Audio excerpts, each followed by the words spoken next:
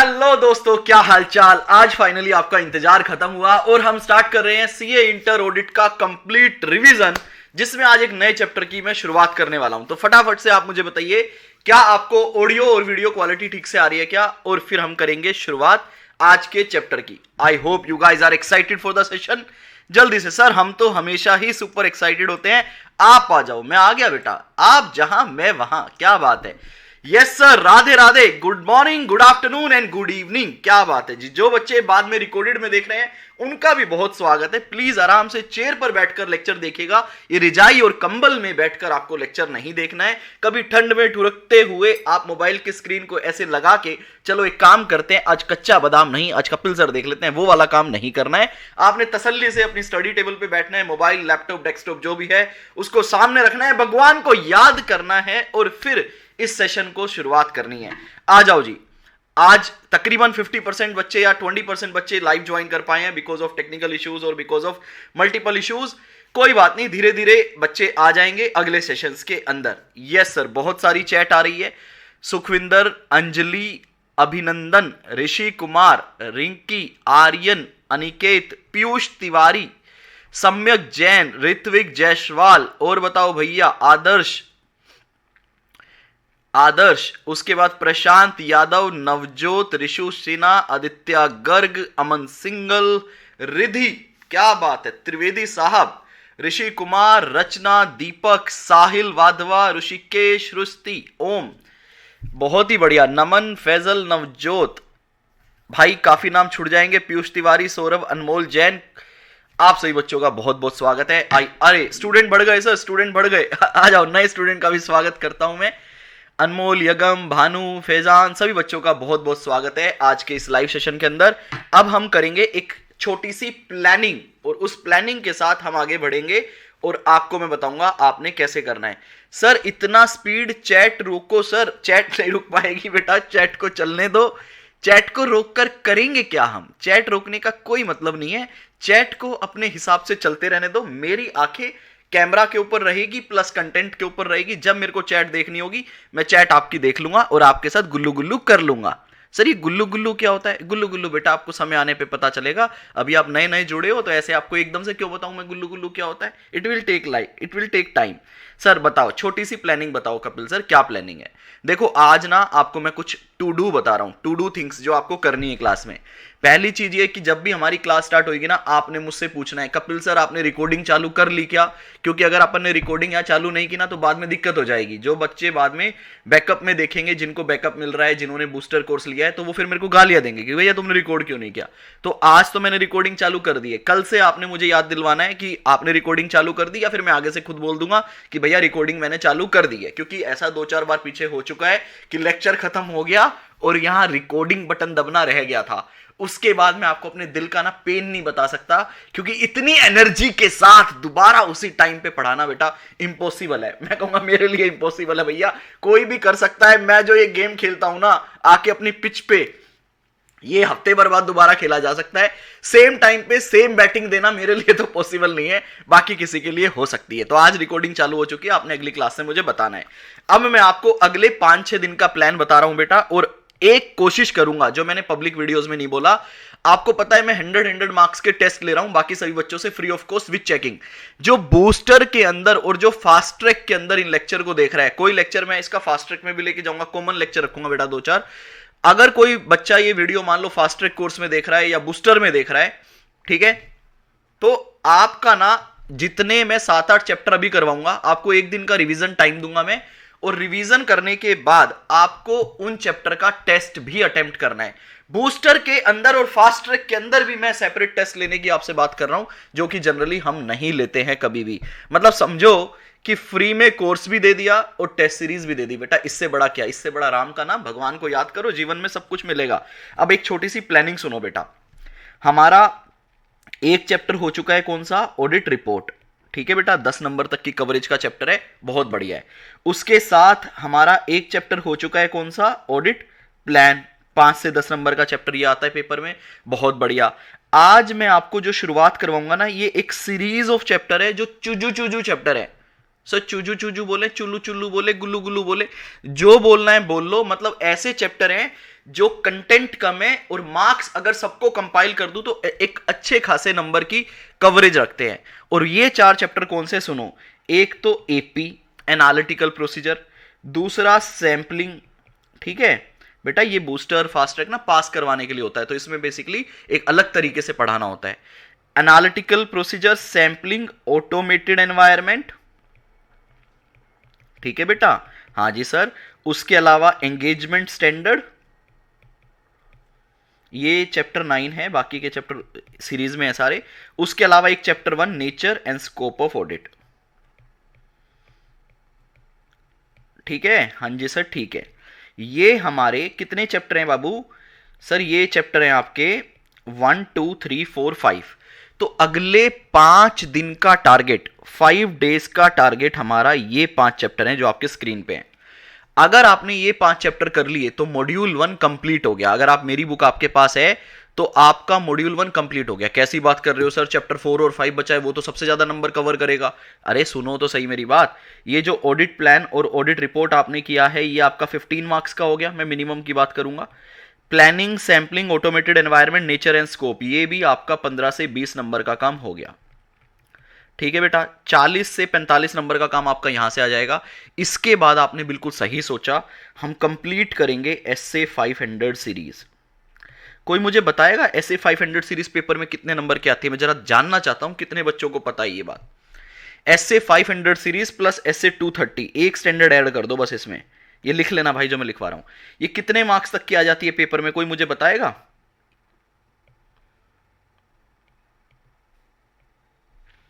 जल्दी बताओ। चैप्टर 3 बेटा करेंगे, चैप्टर 3 बेस है, अगर उसी को नहीं आता तो फिर बूस्टर क्यों ले रहे हो। ये बेटा 15 से 20 नंबर की आपके पेपर में आ सकते हैं। मतलब आप 10 से 20 लिख लो, 10 से 20 मतलब 15 से 20 नंबर, 25 नंबर आई से है तो पागल हो गया है इन सीरीज को लेके, कहीं से भी कुछ भी पूछ रहा है, ठीक है। तो हम पहले ना ये टारगेट रखेंगे। इतना करने के बाद मैं आपको चैप्टर 3 करवाऊंगा। चैप्टर 3 के बाद हम आपसे टेस्ट लेंगे, फिर हमारे 3-4 मेन चैप्टर बचेंगे, item, entity, bank audit, company audit, कारो। उसको फिर हम देखेंगे कैसे करना है, वो फिर हमारा 40-50 नंबर का काम एक अलग रहेगा। तो 2 पार्ट में पढ़ेंगे, स्टेप 1 और स्टेप 2। आपने क्या करना है ना, हर चीज जो भी मैं करवाऊंगा बेहतरीन तरीके से करनी है, कुछ भी नहीं छोड़ना है। और 70-80 नंबर आप बूस्टर से भी ला सकते हो, आपने अगर बस मेरी सारी बातों को फॉलो किया तो। लो जी, आज हम जो चैप्टर कर रहे हैं उसका नाम है एनालिटिकल प्रोसीजर। बहुत ही प्यारा सा और बहुत ही छोटा सा चैप्टर है, 5 मार्क्स टू 8 मार्क्स एमसीक्यू वगैरह मिला के आपके एग्जाम में कवर कर सकता है। चलो जी, लो जी, चैट को अब थोड़ी देर के लिए रख दो, चैट को अब थोड़ी देर के लिए रख दो। अब हम सुनेंगे एनालिटिकल प्रोसीजर की कहानी। सर मैं आ जाता हूं आपके स्क्रीन पे, मैं स्क्रीन पे आऊं या ऐसे ही रहूं? ऐसे ही रहते हैं, ताकि बीच में अगर कुछ लिखना हुआ तो मेरे को बार बार चेंज नहीं करना पड़ेगा, ऐसे ही रहते हैं। तो अब आप सुनिएगा एक कहानी, और वो कहानी है किसकी? एनालिटिकल प्रोसीजर की।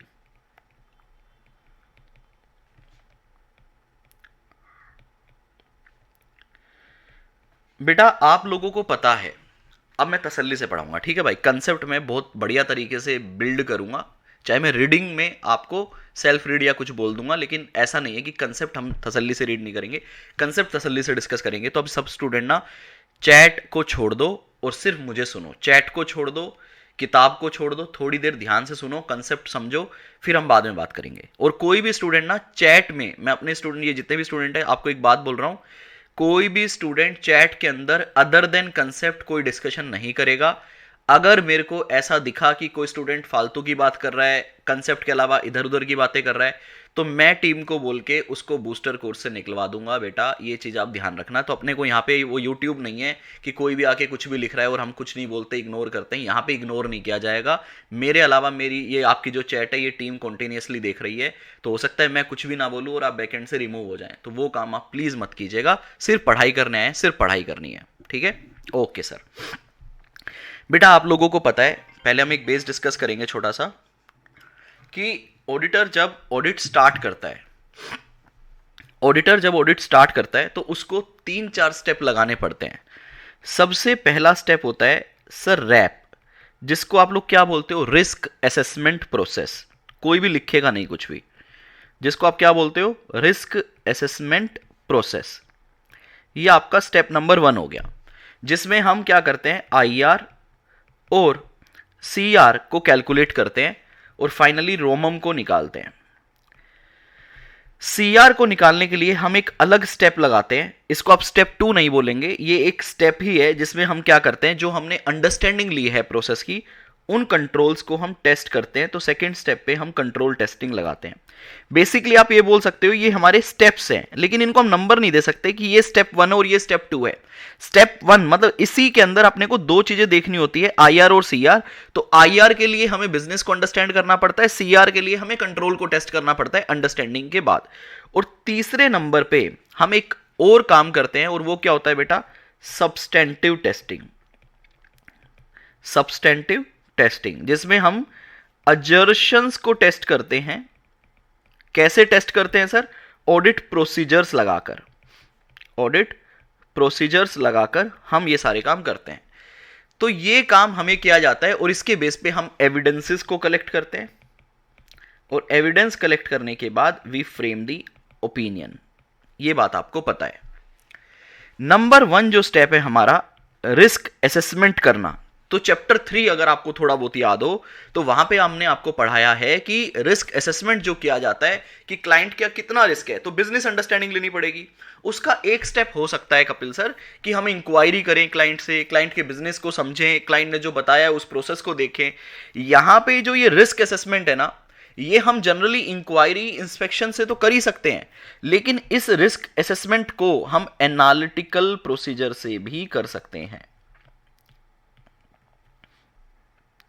इस रिस्क असेसमेंट को हम एनालिटिकल प्रोसीजर से भी कर सकते हैं, मतलब एनालिटिकल प्रोसीजर की हेल्प से भी मैं रोमम निकाल सकता हूं किसी एरिया का।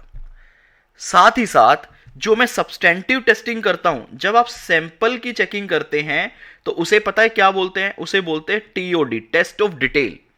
सर मैं TOD के साथ साथ एक दूसरा ऑडिट प्रोसीजर भी लगा सकता हूं, जिसे क्या बोलते हैं, सब्सटेंटिव एनालिटिकल प्रोसीजर, SAP। अपन शॉर्ट फॉर्म यूज नहीं करते generally, SAP, substantive analytical procedure. बेटा सब्सटेंटिव प्रोसीजर जो होता है उसके अंदर हर तरह का प्रोसीजर आ गया, लेकिन जैसे ही मैं सब्सटेंटिव एनालिटिकल प्रोसीजर बोलता हूं तो मतलब मैं एनालिटिकल प्रोसीजर से भी सब्सटेंटिव टेस्टिंग कर सकता हूं, अजर्शन की चेकिंग कर सकता हूं, नंबर की चेकिंग कर सकता हूं। जब मैं बोलता हूं कि एनालिटिकल प्रोसीजर हम रिस्क असेसमेंट पे लगा सकते हैं, तो इसका मतलब क्या है सर कि मैं एनालिटिकल प्रोसीजर जो है वो प्लानिंग स्टेज पर लगा सकता हूं। जब मैं बोलता हूं कि एनालिटिकल प्रोसीजर हम सब्सटेंटिव स्टेज पे भी लगा सकते हैं, तो इसका मतलब यह है कि मैं आपको बोल रहा हूं कि हम एनालिटिकल प्रोसीजर एग्जीक्यूशन स्टेज पे भी लगा सकते हैं। अनिकेत क्लास चल रही है, क्लास के बाद बात करता हूं। मैं एग्जीक्यूशन स्टेज पे भी लगा सकता हूं, ठीक है। और इसी के साथ बेटा जब हम ओपिनियन फ्रेम करते हैं, इस ओपिनियन फ्रेम करते टाइम पे भी मैं एनालिटिकल प्रोसीजर लगा सकता हूं। इसका मतलब हम रिपोर्टिंग स्टेज पे भी एनालिटिकल प्रोसीजर लगा सकते हैं। ये तो मैंने आपको बताया कि हम 3 काम करते हैं, रैप, सब्सटेंटिव, ओपिनियन। ओपिनियन को आप रिपोर्टिंग भी बोल सकते हो, क्योंकि एक रिपोर्ट बनानी होती है जो ऑलरेडी हम कवर कर चुके हैं। इन तीनों स्टेजेस पे एनालिटिकल प्रोसीजर लगाया जा सकता है। कैसे क्या, वो अब हम डिटेल में डिस्कस करेंगे। सबसे पहले एक और बेस बता देता हूं, हालांकि मुझे लगा नहीं था कि वो बताने की जरूरत है। तो एक बच्चे ने कहा फर्स्ट टाइम पढ़ रहा हूं, तो फर्स्ट टाइम वालों के लिए नहीं थी भाई ये चीज, कोई बात नहीं, मैं बता देता हूं। अब आपने लिख दिया आदर्श, तो मैं डिस्कस कर लेता हूं। एनालिटिकल प्रोसीजर क्या है, अगर कोई फर्स्ट टाइम पढ़ रहा है तो उसके लिए सुन लो भैया, एनालिटिकल प्रोसीजर क्या है। लो जी, यहां समझाता हूं फिर।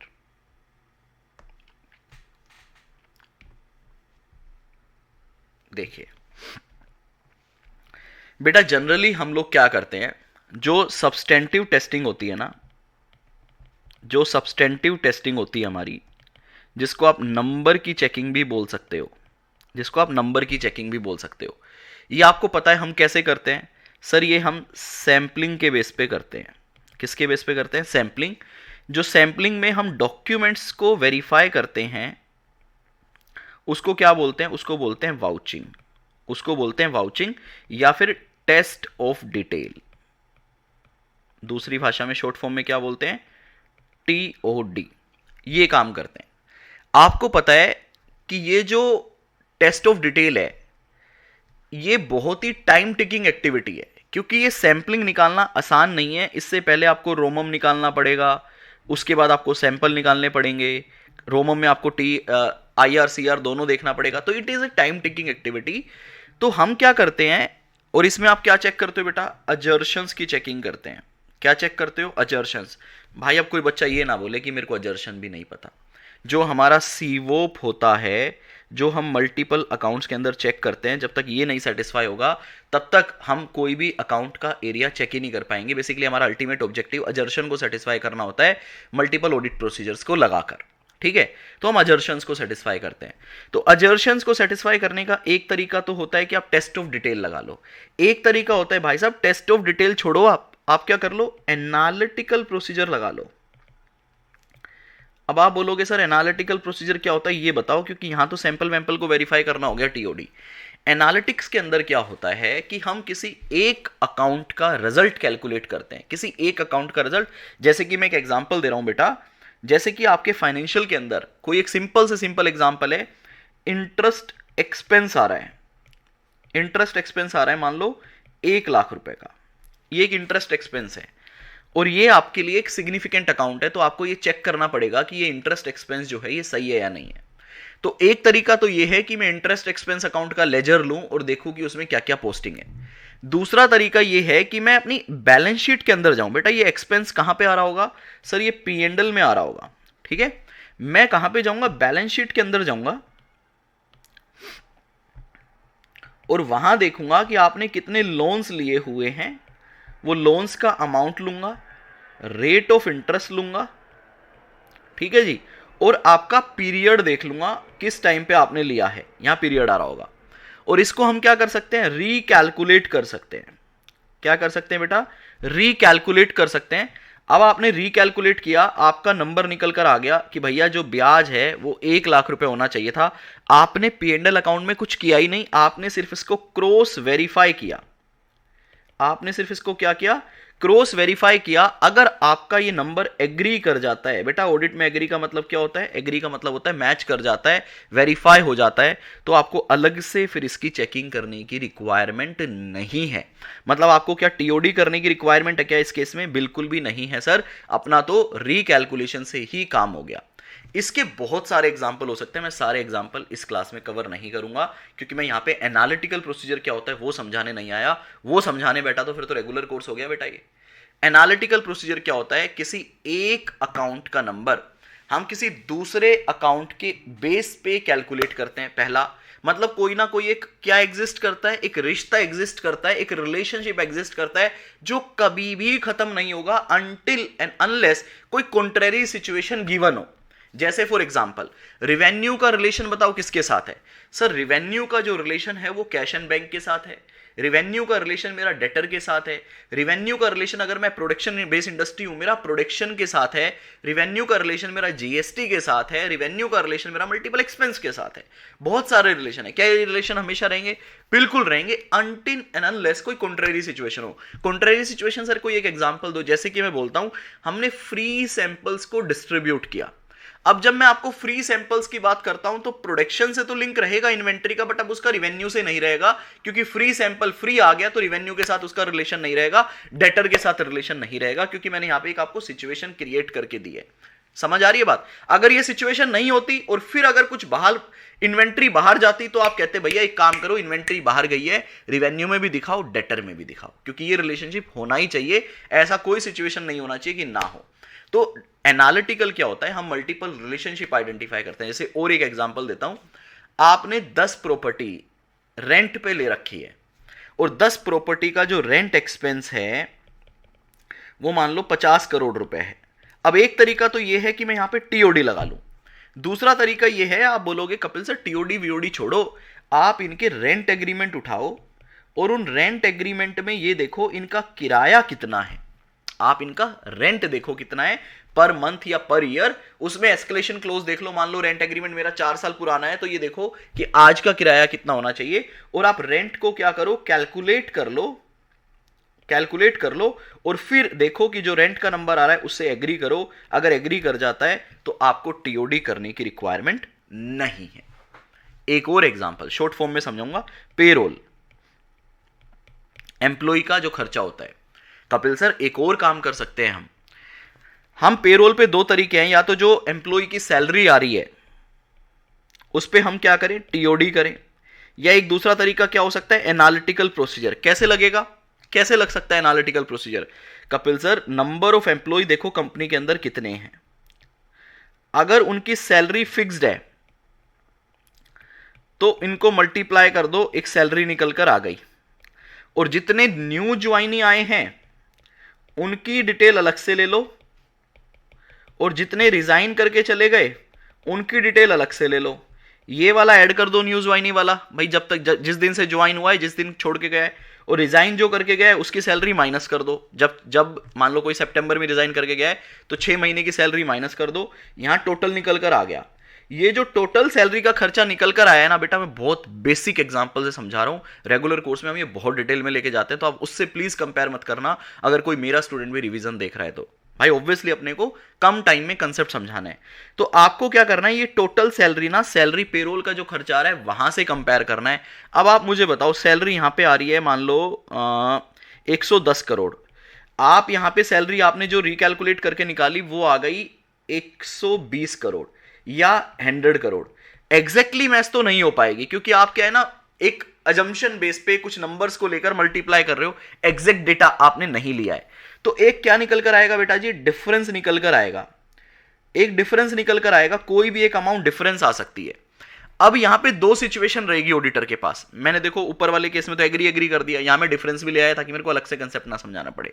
यहां पे अब आपके पास एक डिफरेंस निकल कर आ गया, मान लो 10 करोड़ रुपए का, इधर प्लस और इधर माइनस।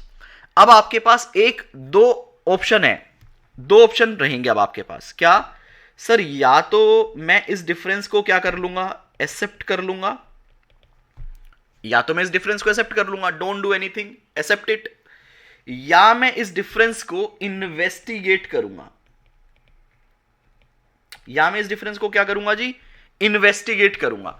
अब आप स्टूडेंट मुझे बताइए जो लाइव देख रहे हैं, कब आप इस डिफरेंस को एक्सेप्ट करेंगे और कब आप इस डिफरेंस को इन्वेस्टिगेट करेंगे? एक्सेप्ट का मतलब कुछ भी मत करो, इग्नोर कर दो, बताइए।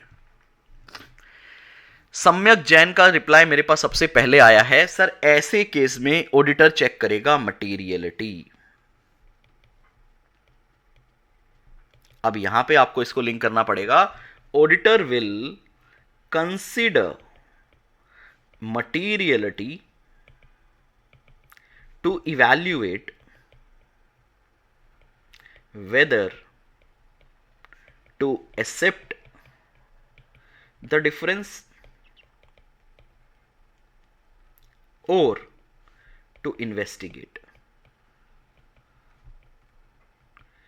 अब इस मटीरियलिटी को क्या बोलते हैं, एग्जैक्ट नाम बताओ। ये तो आपने बिल्कुल सही बताया, मटीरियलिटी होती है, लेकिन अब इस मटीरियलिटी को क्या बोलते हैं हमारी ऑडिट की भाषा में? अब आप ये भी बता दो, ये वाली कौन सी मटीरियलिटी होती है?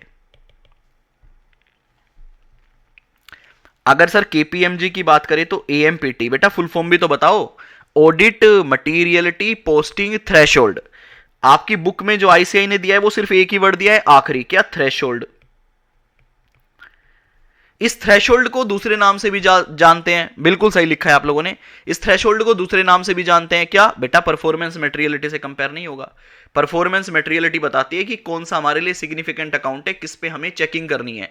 इग्नोर किसको करना है, आप मेरी बात भूल गए वैसे 320 की, उसके लिए आपको देखना होता है किसको इग्नोर कर सकते हैं, उसके लिए एएमपीटी थ्रेशोल्ड, या फिर दूसरा नाम था इसका टॉलरेबल एरर। टॉलरेबल एरर बेटा आप भूल रहे हो। परफॉर्मेंस मटेरियलिटी आपको बताती है किस अकाउंट पे ऑडिट प्रोसीजर परफॉर्म करने हैं, that is different from AMPT. Tolerable error इसका नाम है। तो आपको चेक करनी है कि टॉलरेट कितना कर सकते हैं हम, कितनी गलती देख सकते हैं। तो ऐसे 320 का कंसेप्ट यहां पे लगेगा। अब आप आगे बढ़ो, अब आप आगे बढ़ो। आपने क्या किया, एनालिटिकल प्रोसीजर लगाया, एक रिजल्ट निकल कर आ गया। एक रिजल्ट निकल कर आ गया, अब रिजल्ट में डिफरेंस था, या तो आप उस डिफरेंस को एक्सेप्ट करेंगे या इन्वेस्टिगेट करेंगे। एक्सेप्ट कब करेंगे? जब जो एरर है, जब जो मिसस्टेटमेंट है वो इस टोलरेबल एरर से कम है, तो मैं भैया उसे एक्सेप्ट कर लूंगा, बोलूंगा यार ये मेरे लिए मटेरियल नहीं है, इसको छोड़ो आगे बढ़ो। लेकिन सोचो सोचो अगर आपका डिफरेंस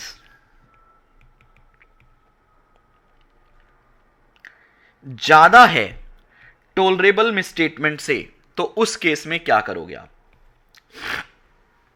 अगर आपका डिफरेंस ज्यादा है टोलरेबल मिसस्टेटमेंट से, तो आप क्या करोगे?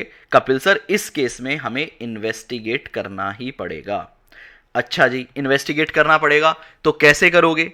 सर इसका तो बड़ा सिंपल है, मैनेजमेंट से हम क्या करेंगे? इंक्वायरी करेंगे मैनेजमेंट से कि भैया आप बताओ क्या है रीजन डिफरेंस का, क्यों डिफरेंस आया है। उसको रिलेट करेंगे बाकी अकाउंट के साथ, देखेंगे कहीं कोई फ्रॉड रिस्क फैक्टर तो नहीं है। इतना ही नहीं sir, enquiry alone is not sufficient, यह आपने हमें बचपन से सिखाया है।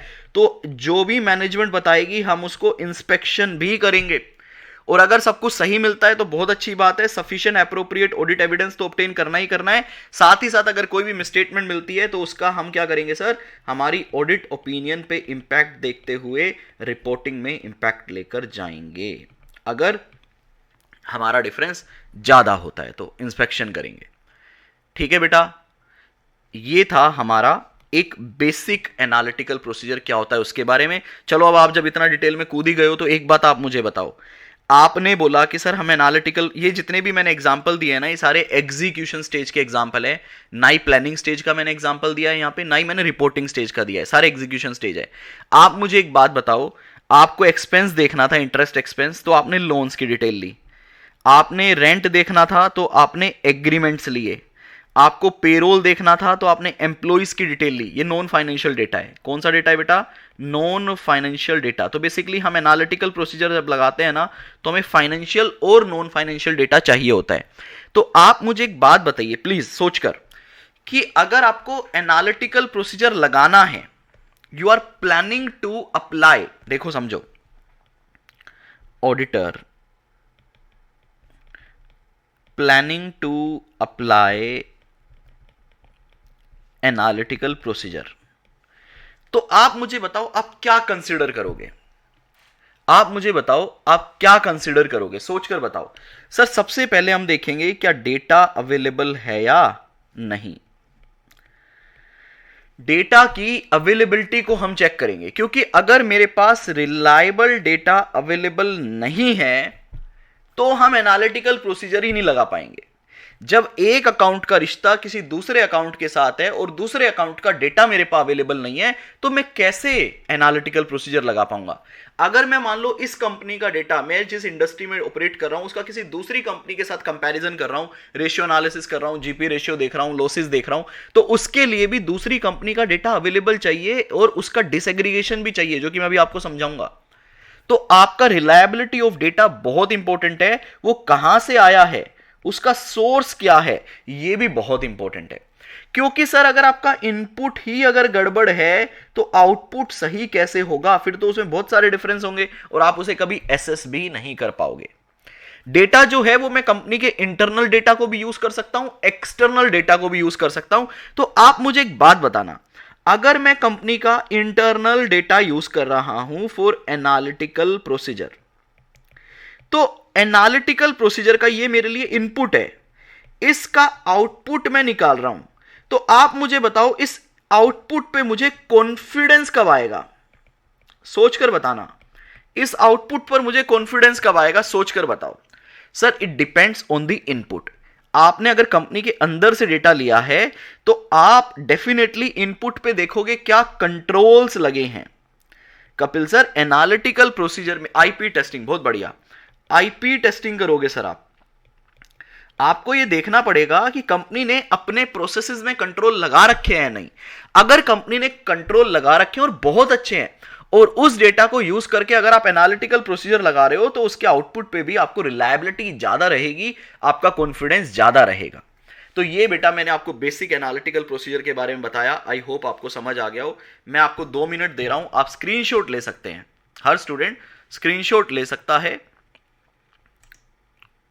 अगर जरूरत है तो। वैसे जरूरत है नहीं, आप डायरेक्टली किताब से भी रीड कर सकते हैं क्योंकि रिवीजन चल रहा है ये। लेकिन कोई स्टूडेंट अगर पहली बार देख रहा है भाई लेक्चर यहाँ पे, तो उसके लिए आप एक बार स्क्रीनशॉट ले सकते हैं, कोई दिक्कत वाली बात नहीं है, ठीक है।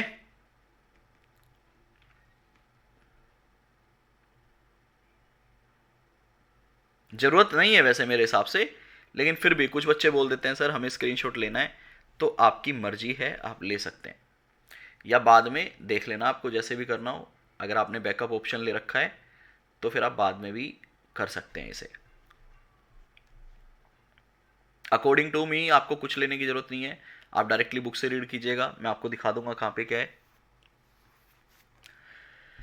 चलिए सर, अब मैं भैया अपने कंसेप्ट पे वापस आ रहा हूं। सर मैंने आपको जितने भी एग्जांपल दिए वो सारे एग्जीक्यूशन स्टेज के दिए। अभी तक हम यहां थे कि ऑडिटर ना मल्टीपल ऑडिट प्रोसीजर लगाता है, जिसके लिए वो रिस्क असेसमेंट करता है, कंट्रोल टेस्टिंग करता है, सब्सटेंटिव करता है। तीनों ही काम को planning stage, execution stage, reporting stage पे वो एनालिटिकल प्रोसीजर लगा सकता है। एग्जीक्यूशन स्टेज के तो आपने ढेर सारे एग्जाम्पल मुझसे समझ लिए। अब एक एग्जाम्पल फाइनली प्लानिंग स्टेज का भी समझ लो और रिपोर्टिंग स्टेज का भी समझ लो। प्लानिंग स्टेज पे मैं बहुत ही सिंपल एग्जांपल देता हूं अपनी क्लास में ताकि हर बच्चा समझ जाए।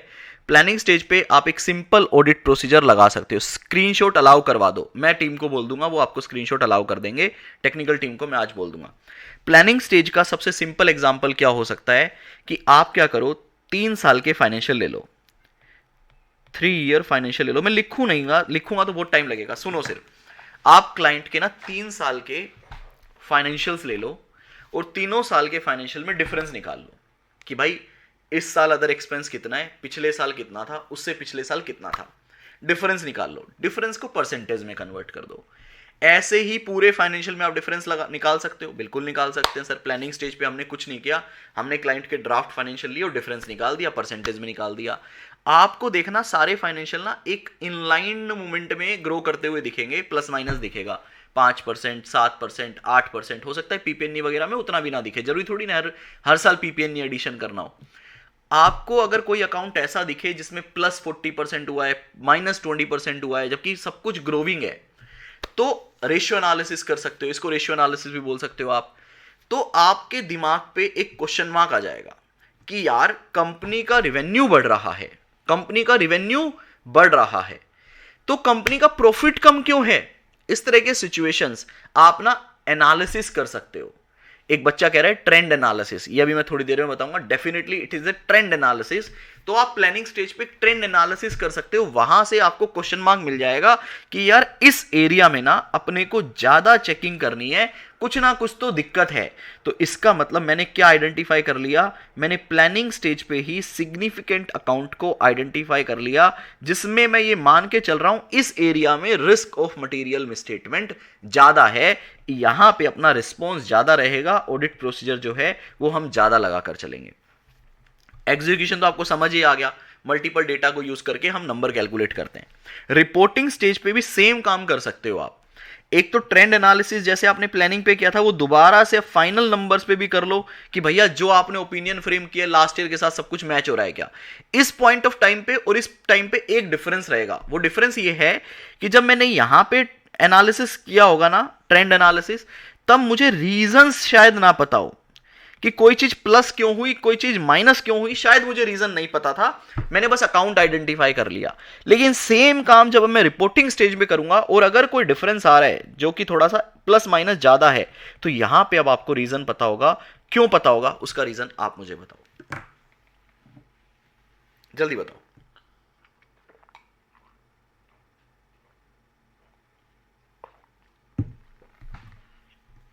कैसे पता होगा आप मुझे कमेंट सेक्शन में बताओ।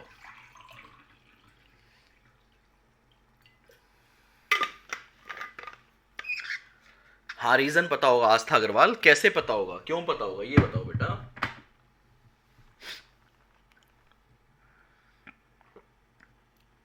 बिकॉज सर हम ऑलरेडी एग्जीक्यूशन कर चुके हैं, हमारे पास डिटेल वर्क पेपर है, एग्जीक्यूशन से पता चलेगा। नंदन कुमार बिल्कुल सही, क्योंकि हम ऑलरेडी सारे काम कर चुके हैं। नाउ वी नो कि कंपनी में क्या हुआ है पूरे साल में, तो हम यहां पे रीजन को ड्राफ्ट कर सकते हैं।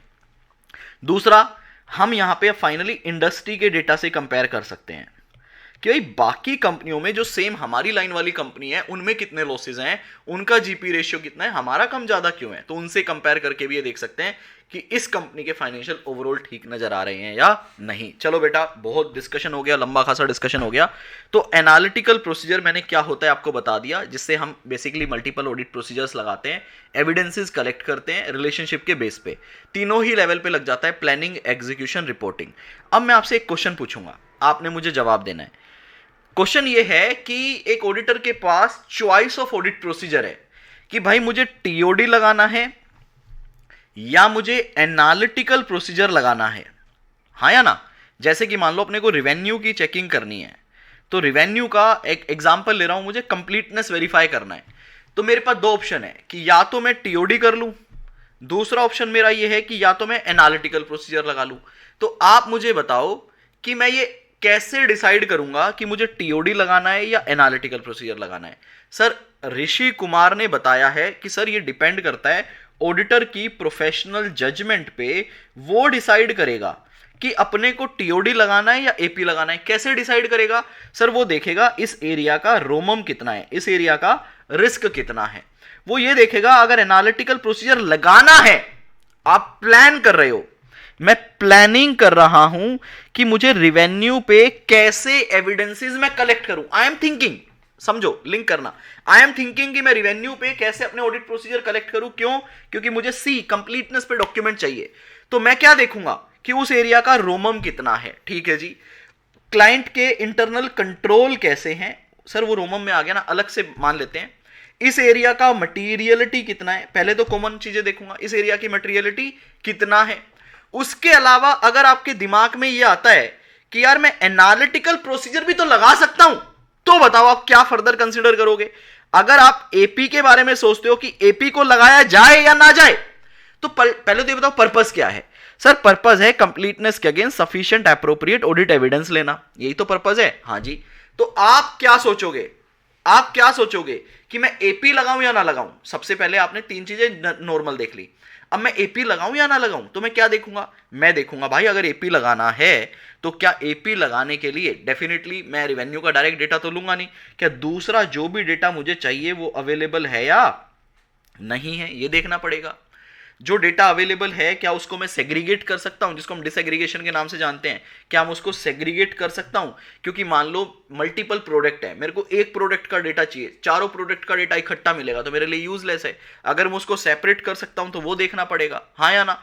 सोर्स देखना पड़ेगा, अजर्शन किस अजर्शन पे लगा रहा हूं, वो अजर्शन में सेटिस्फाई कर भी सकता हूं या नहीं। तो डेफिनेटली आपको एनालिटिकल प्रोसीजर लगाने से पहले कुछ फैक्टर को कंसीडर करना पड़ेगा।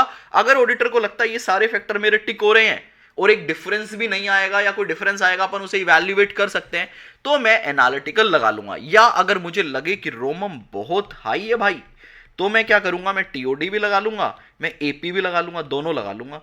मतलब यहां पे ना कोई ऐसा रूल बुक नहीं है, मेरी बात ध्यान रखना, ऐसी कोई रूल बुक नहीं है कि आपको टीओडी ही लगाना है या आपको सिर्फ एपी लगाना है या आपको दोनों लगाने हैं।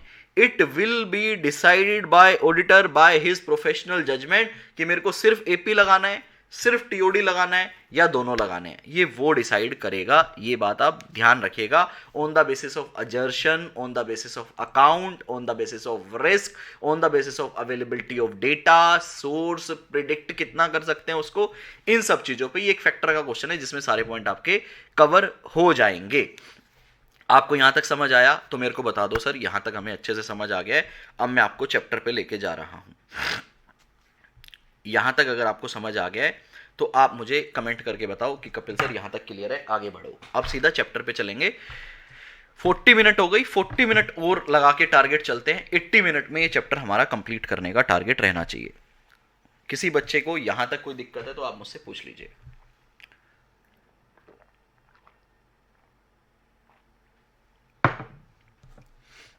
डन है सर, कोई दिक्कत नहीं है। अब इस चैप्टर को दो पार्ट में डिवाइड करो, दो पार्ट में डिवाइड करो। कंसेप्ट नंबर 1 से लेके मीनिंग, पर्पस, एनालिटिकल प्रोसीजर आपको असिस्ट करती है कंक्लूजन स्टेज पे, पीएसयू के केस में क्या देखोगे, और सब्सटेंटिव एनालिटिकल प्रोसीजर। बेटा मेरे से ना बहुत बच्चे क्वेरी पूछते हैं व्हाट्सएप पे कि सर सब्सटेंटिव प्रोसीजर और सब्सटेंटिव एनालिटिकल प्रोसीजर में क्या डिफरेंस है। बेटा जब सब्सटेंटिव प्रोसीजर बोल रहे हो आप, सब्सटेंटिव प्रोसीजर, तो ये नंबर के लिए चेकिंग होती है आपकी, भाई हम नंबर चेक करेंगे, सब्सटेंटिव प्रोसीजर लगाएंगे, नंबर चेक करेंगे। सब्सटेंटिव प्रोसीजर के अंदर आपके दोनों प्रोसीजर आ जाते हैं, टीओडी और एपी। जब मैं बोलता हूं सब्सटेंटिव एनालिटिकल प्रोसीजर, तो इसका मतलब यह है कि मैं नंबर की चेकिंग करूंगा एनालिटिकल प्रोसीजर लगा के, सब्सटेंटिव एनालिटिकल प्रोसीजर। तो ये एग्जीक्यूशन स्टेज की बात करता है, ठीक है, ये एग्जीक्यूशन स्टेज की बात करता है। ऊपर ये बताएगा कि एनालिटिकल प्रोसीजर क्या होती है, कब कब आप लगा सकते हो, तो तीनों स्टेज पे लगा सकते हो, प्लानिंग, एग्जीक्यूशन, रिपोर्टिंग हम अलग से देखेंगे। मेन होता है नंबर चेक करना। बेटा नंबर को चेक करना सबसे मेन होता है, तो वो फिफ्थ कंसेप्ट से स्टार्ट होता है। हालांकि फिफ्थ कंसेप्ट ऑलरेडी ऊपर भी कवर होगा, रिपीट होगा, तो मैं आपको यहां से समझा रहा हूं फिफ्थ कंसेप्ट से, कि अगर आपको किसी नंबर को चेक करना है और आप सब्सटेंटिव एनालिटिकल प्रोसीजर लगा रहे हो। बेटा अभी बताओ हमने कौन सा एग्जांपल लिया था पीछे, जस्ट अभी डिस्कशन में कौन सा एग्जांपल लिया था कपिल सर? अभी आपने जो एग्जांपल लिया था वो रिवेन्यू का लिया था, कि भैया रिवेन्यू पे मैं सब्सटेंटिव एनालिटिकल प्रोसीजर लगाऊं या ना लगाऊं, लगाना है तो मुझे क्या देखना होगा, ठीक है। टीओसी में भी सब्सटेंटिव आती है क्या Aditya Garg? TOC is a completely different audit procedure, that is for TOC controls, उसको टेस्ट ऑफ कंट्रोल बोलते हैं, उसमें सब्सटेंटिव वर्ड नहीं आता मेरे भाई, ठीक है, ठीक है भाई। जैसे अभी मैंने रिवेन्यू के लिए आपको एग्जांपल दिया था, ऐसी क्वेरी ना मेरे को थोड़ा सा डिस्टर्ब कर देती है यार आदित्य, सॉरी आप बुरा मत मानना, लेकिन मेरे को ना डर लग जाता है कि मतलब आपके लिए कोर्स एक्चुअल में सही है भी या नहीं।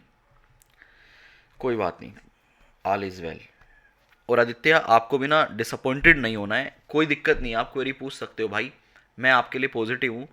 आप चलो कम से कम, ठीक है ना, पूछ के अपना डाउट तो क्लियर कर लिया भाई ने, अदरवाइज मन में ही रहता कि यार सब टीओसी में भी सब्सटेंटिव क्या है भाई, नंबर चेकिंग के लिए होता है, उससे पहले जो हम कंट्रोल चेक करते हैं उसे कंप्लायंस प्रोसीजर बोलते हैं, ठीक है। चलो जी, मैं एक ब्रेक ले रहा हूँ 1 मिनट का।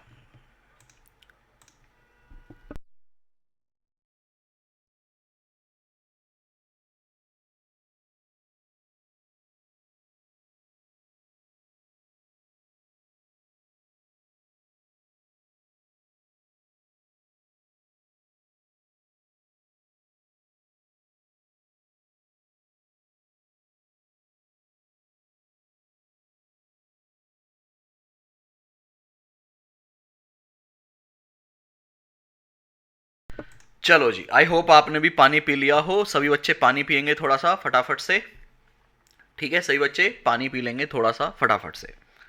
तो आपने सबसे पहले डिसाइड करना है कि मेरे को रिवेन्यू पे सब्सटेंटिव ऑडिट प्रोसीजर लगाना है या नहीं लगाना है। उसके बाद कहता है, ये एक जनरल क्वेश्चन है, फिफ्थ क्वेश्चन ना, मैं फ्यूचर में क्या करूंगा, इस फिफ्थ क्वेश्चन को ऊपर लेकर जाऊंगा, तो यहां पे भी आप ना जनरल लिख लो, जनरल, फ्लो का पार्ट नहीं है, ठीक है, जनरल। तो आपने देखा कि सब्सटेंटिव पे मुझे एनालिटिकल प्रोसीजर लगाना है, लेकिन लगाने से पहले आप ये देखोगे क्या मैं उस प्रोसीजर पे रिलायंस, रिलायंस का मतलब है यहाँ पे रिलाय, क्या मैं उस ऑडिट प्रोसीजर पे रिलाय कर सकता हूं। बेटा रिलाय लिखेंगे मेरे साथ, क्या मैं उस ऑडिट प्रोसीजर पे रिलाय कर सकता हूं? सर किस ऑडिट प्रोसीजर पे? सब्सटेंटिव ऑडिट प्रोसीजर पे।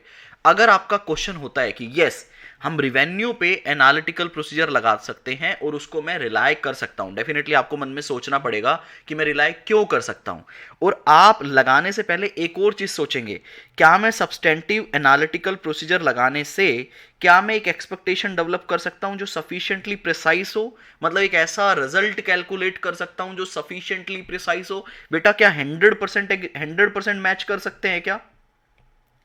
100% मैच कर सकते हैं क्या? नहीं सर, क्योंकि हम यहाँ पे फाइनेंशियल, नॉन फाइनेंशियल डेटा लेते हैं दूसरे अकाउंट का, तो 100% मैच नहीं कर पाएंगे। Will try for sufficiently precisely हमारी एक्सपेक्टेशन क्या है, डेवलप हो जाए।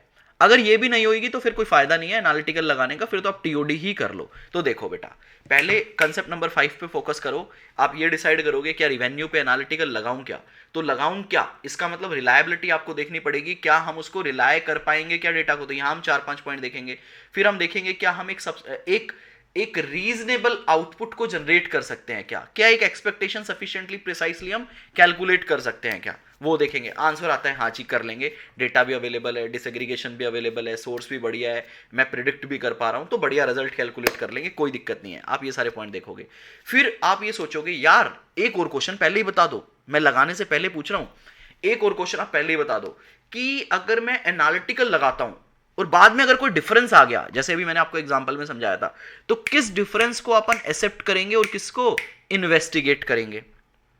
तो अगला क्या है, amount of difference of recorded amount from expected value that is acceptable, तो टोलरेबल मिसस्टेटमेंट की बात हो रही है, तो मतलब आपको कहां से लिंक करना पड़ेगा, एस से 320 से लिंक करना पड़ेगा।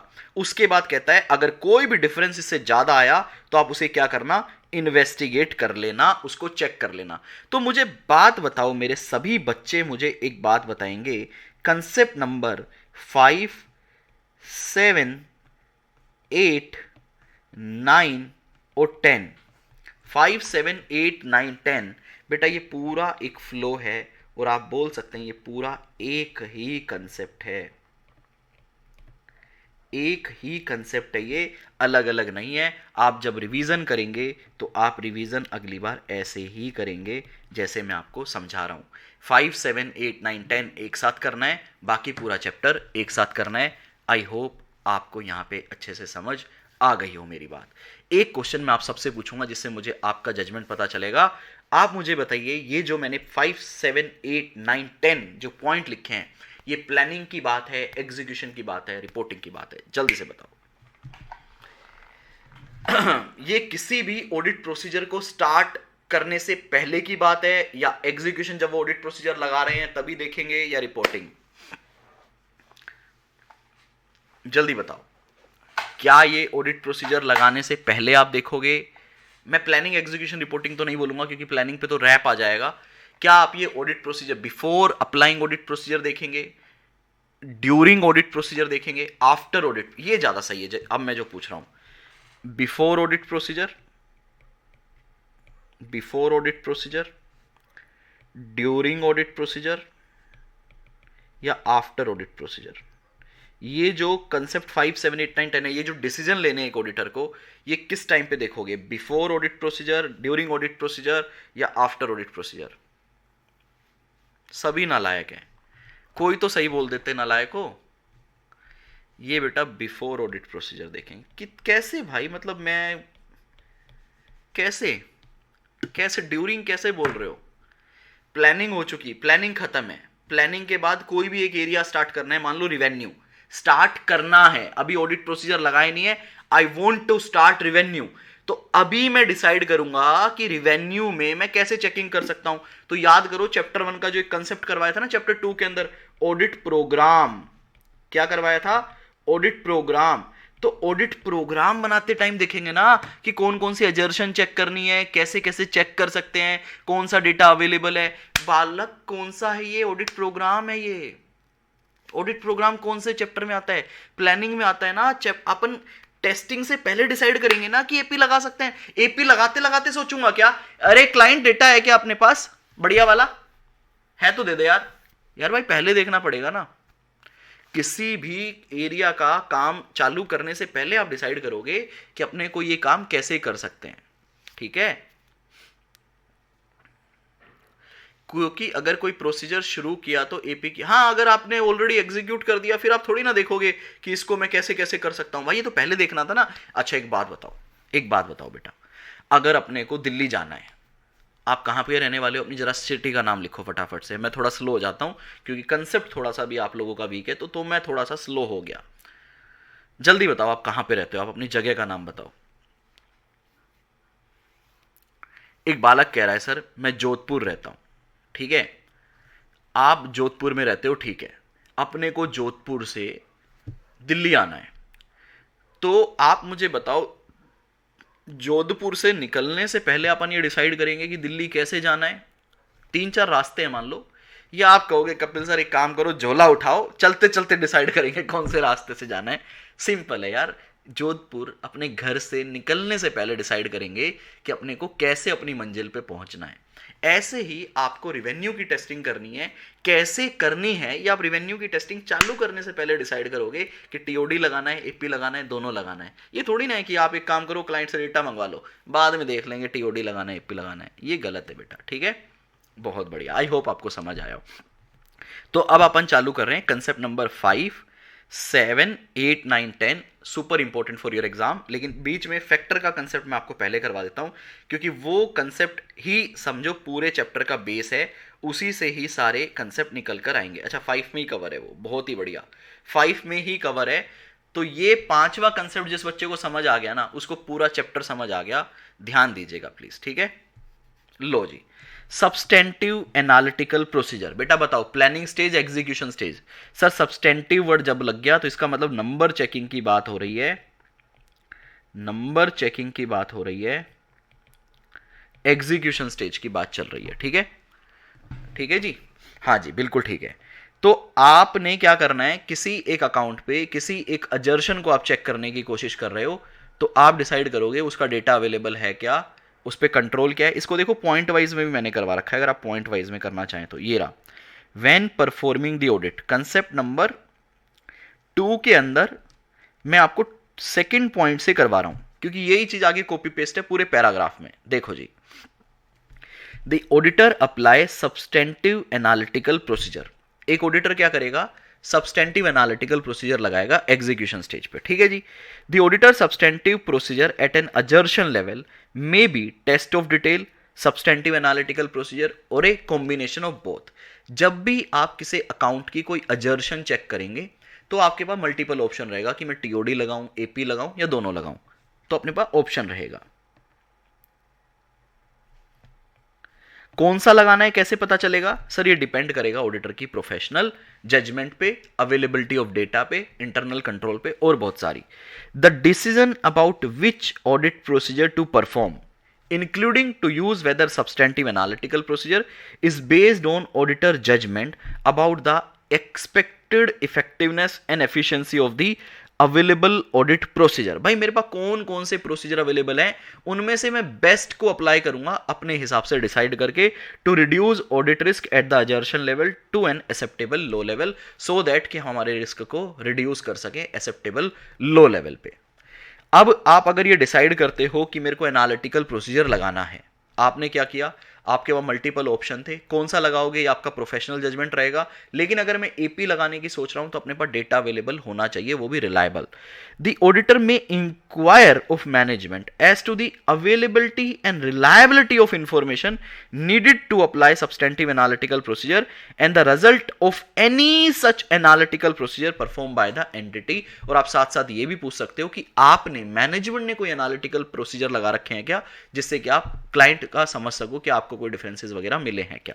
उसके बाद it may be effective to use analytical data prepared by management provided the auditor is satisfied that such data is properly prepared. Such data is properly prepared कैसे पता चलेगा, बाय टेस्टिंग, मैं ऐड कर रहा हूं अपनी साइड से line, by testing internal control.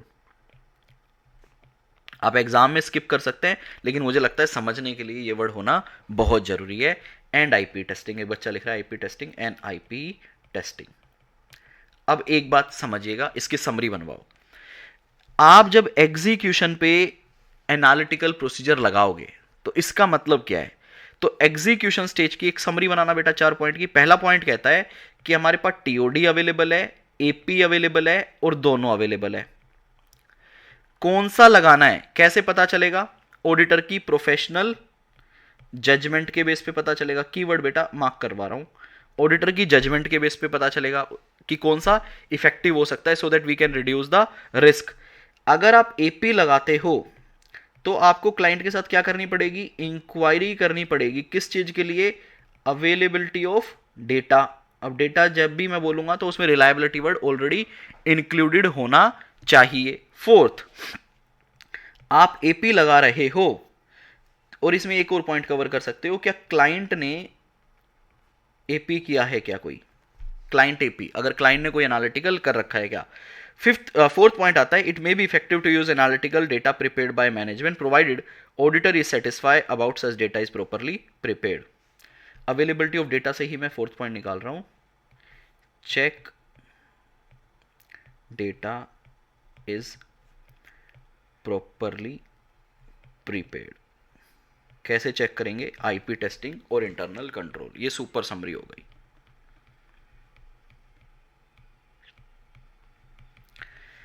ठीक है जी, सुपर समरी हो गई, याद करने में आपको आसानी रहेगी। अब आ जाओ वहीं पे अपने फिफ्थ कंसेप्ट पे। बेटा ये फिफ्थ कंसेप्ट की लैंग्वेज पढ़ो, रिवीजन करो और इसको पूरी को रिमूव कर दो। यहां पे लिख दो refer above points, refer above points. इसको पूरा काट दो, 4 पॉइंट को ही पैराग्राफ में डाला है। ठीक है, देखो जी। The auditor substantive procedure at the assertion level may be TOD, substantive analytical, or a combination of both. The decision about which audit procedure to perform, including whether to use substantive analytical procedure, is based on auditor judgment about the expected efficiency and effectiveness of available data to reduce audit risk to an assertion level to an acceptable low level. The auditor may inquiry of management as to the availability and reliability of information needed to apply substantive analytical procedure and the result of any such analytical procedure performed by the entity. It may be effective to use analytical data prepared by management provided the auditor is satisfied that such data is properly prepared. तो ये पूरा आप remove कर सकते हैं, आप ऊपर वाले कंसेप्ट से ही रेफर कर सकते हैं। यहां लिख लेना refer above point concept number, जो भी कंसेप्ट नंबर है। ठीक है जी, वो तो बताऊंगा ही पीयूष तिवारी भाई, वो तो बताऊंगा ही। ठीक है, तो substantive as a analytical procedure, ये आपका क्वेश्चन नंबर 1 हो गया, जिसके 4 पॉइंट आपने लिखने हैं। उसके बाद आता है कि जब आप जब एनालिटिकल प्रोसीजर लगाओगे एज ए सब्सटेंटिव टेस्ट, तो आप क्या क्या फैक्टर कंसिडर करोगे। तो ये क्वेश्चन, एक क्वेश्चन सारे आंसर, 1 क्वेश्चन ऑल आंसर। तो जब भी आप डेटा एनालिटिकल लगाते हो, सबसे पहले मुझे देखना है कि डेटा अवेलेबल है या नहीं। दूसरे पे मैं देखूंगा क्या उस डेटा को मैं डिसएग्रीगेट कर भी सकता हूं या नहीं। मान लो मेरे पास एक कंपाइल्ड डेटा अवेलेबल है, मुझे उस कंपाइल्ड डेटा में जो कि रिलेटेड है A B C, but I want to work only on A, तो क्या मैं उस डेटा को अलग अलग कर सकता हूं क्या? अगर हाँ, तो फिर वो डेटा मेरे लिए रेलेवेंट है, अदरवाइज नहीं, डिसएग्रीगेशन। तीसरा अकाउंट टाइप। आप मुझे बताओ क्या एनालिटिकल प्रोसीजर बेटा सभी अकाउंट्स पे लग सकता है? आंसर दो, यस और नो। आंसर इज नो, सभी अकाउंट पे एनालिटिकल नहीं लग सकता। सर एनालिटिकल लगाने के लिए एक नंबर 1 जो सबसे पहली कंडीशन है वो है एक रिलेशनशिप एग्जिस्ट करना चाहिए।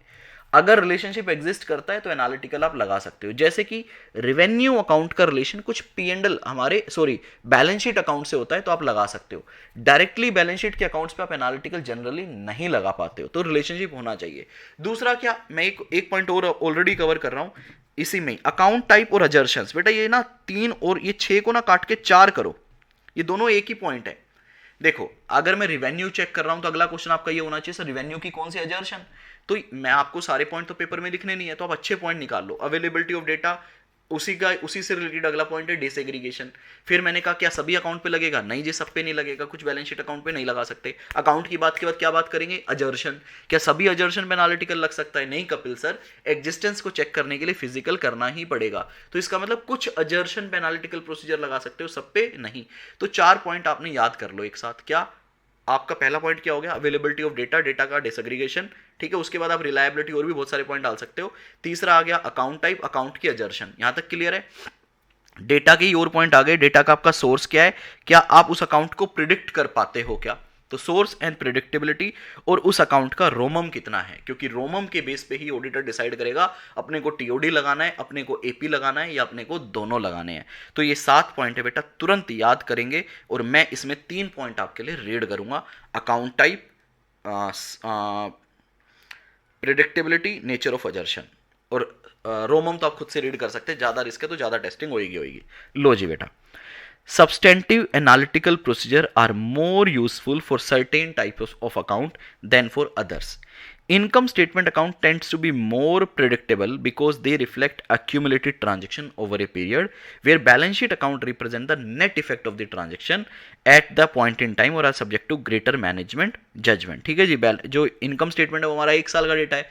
बैलेंस शीट जो वो कंटिन्यू चलती हुई आ रही है, तो उसमें आप रिलेशनशिप नहीं लगा सकते। इस साल के डेटा को पिछले साल के डेटा से कंपेयर नहीं कर सकते। ये थोड़ी ना है कि फिक्स एसेट पिछले साल 100 करोड़ की थी तो इस साल 200 करोड़ की हो जाएगी। नहीं, रिवेन्यू पिछले साल 100 करोड़ का था तो इस साल भी मिनिमम 100 का होना चाहिए। ठीक है, वो हमारे पॉइंट ऑफ टाइम का डेटा नहीं है, वो हमारे पीरियड का डेटा है।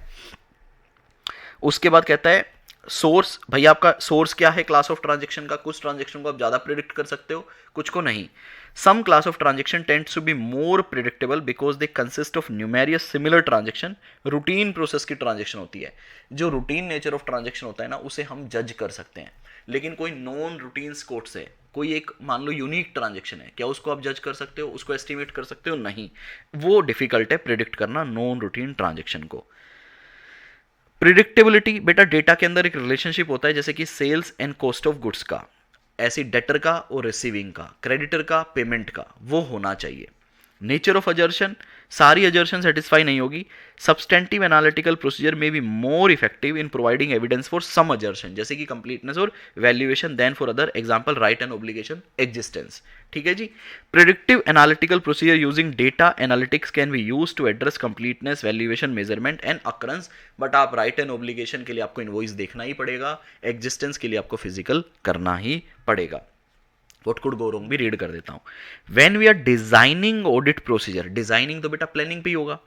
To address an inherent risk or what could go wrong, we consider the nature of the risk of material misstatement. हम रोमम को कंसिडर करते हैं, जो मैं ऑलरेडी बता चुका हूं. In order to determine if a substantive analytical procedure can be used to obtain audit evidence, when inherent risk is high, जब आपका रोमम हाई है, रिस्क हाई है, we may design TOD to address the higher inherent risk. When significant risk have been identified, अगर आपको कोई significant risk मिलता है, audit evidence obtained slowly from substantive analytical procedure is unlikely to be sufficient. तो आप ये बोल सकते हो भैया ये शॉर्टकट तरीके वाली चेकिंग सफिशिएंट नहीं है. तो ये क्वेश्चन जो है बेटा, ये ना अपने आप में एक सुपर डुपर इंपॉर्टेंट है. वाई प्लीज बताओ, वाई प्लीज बताओ. जो स्टूडेंट अभी लाइव देख रहा है प्लीज बताइए. मैं बोल रहा हूं ये क्वेश्चन ना फैक्टर्स जो है ये सुपर डुपर इंपॉर्टेंट है. वाई? क्योंकि सर ये एनालिटिकल प्रोसीजर का बेस है. इन्हीं क्वेश्चन के इन्हीं पॉइंट से आप सारे क्वेश्चन के पॉइंट निकाल सकते हो. मतलब इन 7-8 पॉइंट से आगे वाले हम 2-3 क्वेश्चन के पॉइंट, बेस है चैप्टर का, इसी से पूरा चैप्टर डिपेंड करता है. बहुत बढ़िया. लो जी, टेक्निक्स हम आखिरी में पढ़ेंगे. टेक्निक भी एक जनरल क्वेश्चन है, जनरल क्वेश्चन है, आखिरी में पढ़ेंगे बेटा. पहले हम फ्लो समझ लेते हैं पूरा. ठीक है.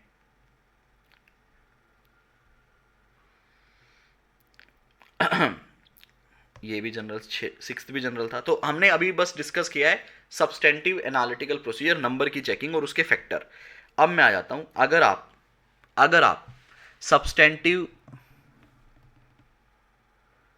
आर्यन मेरे को आपकी क्वेरी नहीं समझ आई सर. इसमें हम आंसर स्टार्ट कर सकते, क्या बोल रहे हो?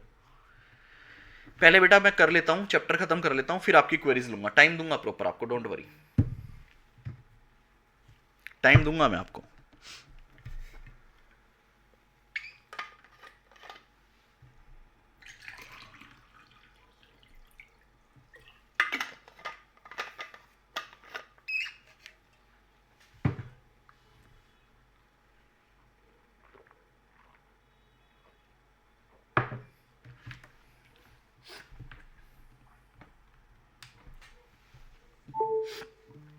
लीजिए, अब आप एनालिटिकल प्रोसीजर लगा रहे हो, सब्सटेंटिव एनालिटिकल प्रोसीजर लगा रहे हो, तो सबसे पहले आप क्या देखोगे?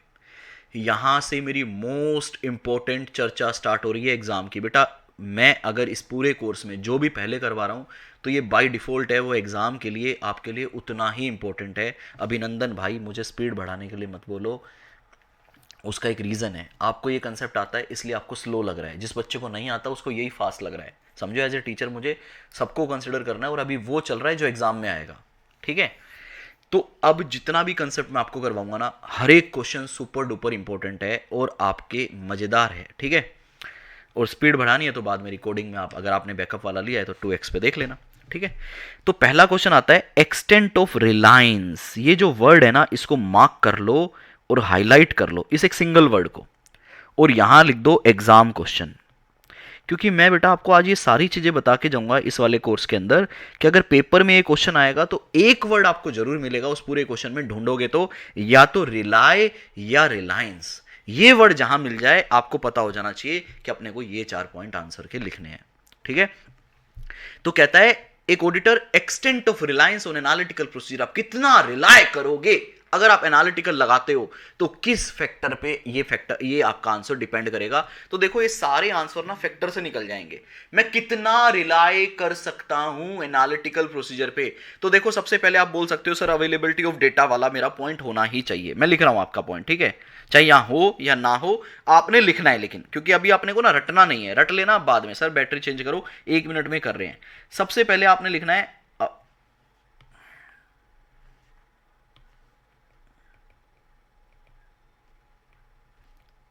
Sir data available. कैसा data available sir? Reliable data available.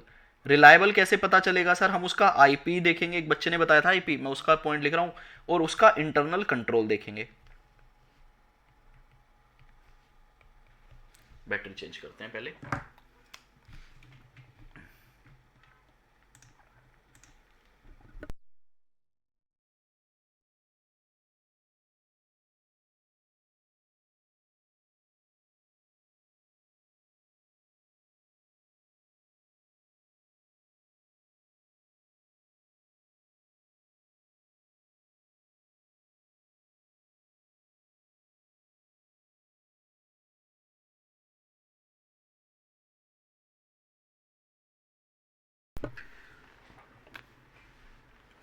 हाँ जी, उसके बाद क्या देखोगे सर? क्या मैं डिसएग्रीगेशन कर सकता हूं? क्या उस डेटा के ऊपर ही पॉइंट लिख रहा हूं भाई। रिलायबिलिटी तो सारा इनपुट पे डिपेंड करेगा ना। एक सेकेंड यहां आ जाओ। Reliability of output, reliability of output will depend on input. Input और इनपुट की ही बात होगी यहां पे। अवेलेबिलिटी ऑफ डेटा, उसका आईपी टेस्टिंग, इंटरनल कंट्रोल, ठीक है जी। उसके बाद मैंने क्या बोला था? अकाउंट टाइप, कि भाई किस अकाउंट के लिए आप एनालिटिकल लगाना चाह रहे हो, फैक्टर से निकालूंगा सारे answer. Account type, account type को अगर और मैं ड्रिल कर दूं तो सर उसकी कौन सी अजर्शन पे मैं पॉइंट लगाऊंगा? कौन सी अजर्शन पे सर? राइट एंड ऑब्लिगेशन पे नहीं लगेगा तो अपने लिए रिलायबल नहीं है। एग्जिस्टेंस पे नहीं लगेगा, रिलायबल नहीं है। अकाउंट टाइप और फैक्टर में और क्या पॉइंट थे सर? सोर्स पॉइंट था, सोर्स, अच्छा जी सोर्स का पॉइंट था सर, डिसएग्रीगेशन का पॉइंट था। तो बेटा वही पॉइंट आपको यहां पे निकाल कर लेके आने, बट सारे पॉइंट नहीं डालने, रेलेवेंट 3-4 पॉइंट डालने। बेटा देख लो वही पॉइंट है, मैं आपको रीड करवा देता हूं। देखो जी, यहां पे डायरेक्टली ये रिलायबिलिटी के ऊपर क्वेश्चन है, डायरेक्टली रिलायबिलिटी बोल रहा है ऑफ डेटा की। तो क्या कहता है, और ये यहां पे इंटरनल कंट्रोल की भी बात करेगा। The reliability of data is influenced by it's source and nature, और ये आप ऑडिट एविडेंस में भी पढ़ते हो, आपको पता है। And it's depend on the circumstances under which it is obtain. Accordingly the following are relevant when determining, determining कब करेंगे? At planning stage, before audit procedure, before audit procedure, where the data is reliable for the purpose of designing substantive analytical procedure। आपको data की reliability check करनी पड़ेगी। कैसे check करोगे data की reliability? Sir देखेंगे उसका सोर्स क्या है इंफॉर्मेशन का। For example, information may be more reliable when it is obtain from independent source outside the entity. Sir यहां मैं लिख दूं we can also refer S A 500 point, बिल्कुल लिख सकते हो आप। Comparability of the information available, क्या मैं उसको इंफॉर्मेशन को कंपेयर कर सकता हूं? For example, broad industry data may need to be supplemented to be comparable to that an entity that produce and sell specialise product. Same industry का data भी होना चाहिए। नेचर एंड रेलेवेंस, जो data मैं लेने की बात कर रहा हूं, क्या वो मेरी अजर्शन के लिए, मेरे अकाउंट के लिए रेलेवेंट है भी या नहीं? Of the information available, for example whether budget have been establish. ये बेटा एग्जाम्पल आप चेंज कर सकते हो। For example, whether budget have been establish as a result to be expected rather than as a goals to be achieve. Goals नहीं होने चाहिए, पूरे अचीवेबल रिजल्ट्स होने चाहिए। कंट्रोल ओवर द प्रिपरेशन, बेटा ये वर्ड हमसे हाईलाइट होना रह गया, आप इसको हाईलाइट कर लो। Control over the preparation of the information that are design to ensure as a completeness, accuracy and validity.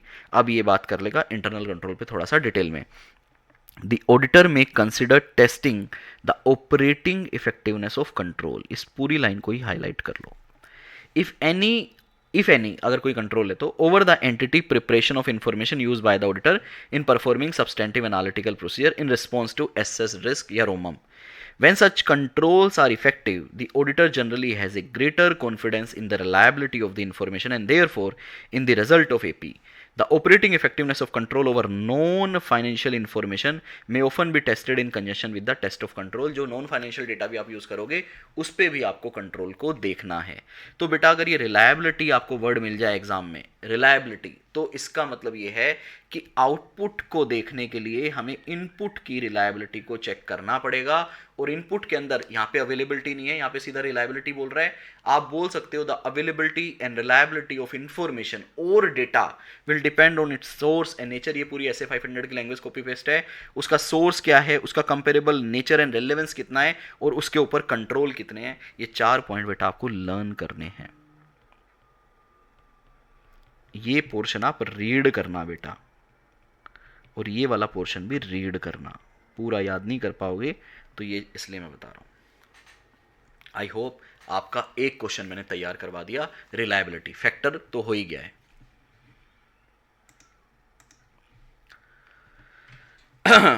Last para की कोई एक दो लाइन लिख सकते हो, सिर्फ कंट्रोल की टेस्टिंग, हालांकि वो ऑलरेडी यहां पे आ गई है तो आप स्किप कर सकते हो, इसीलिए मैंने सिर्फ रीड बोला है।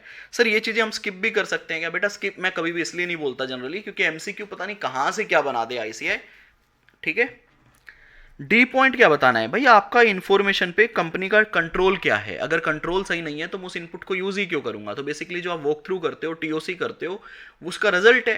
अगर इनपुट ही बेकार है, कंपनी के कंट्रोल अच्छे नहीं है, तो मैं उस पर कैसे यूज करूंगा। बेटा एविडेंस में पढ़कर आते हो ना, एविडेंस में रिलायबिलिटी ऑफ एविडेंस, तो वही कंसेप्ट है ये। आ जाओ जी, उसके बाद अगला क्वेश्चन आता है कि सर ठीक है, हमें एनालिटिकल प्रोसीजर लगाना था।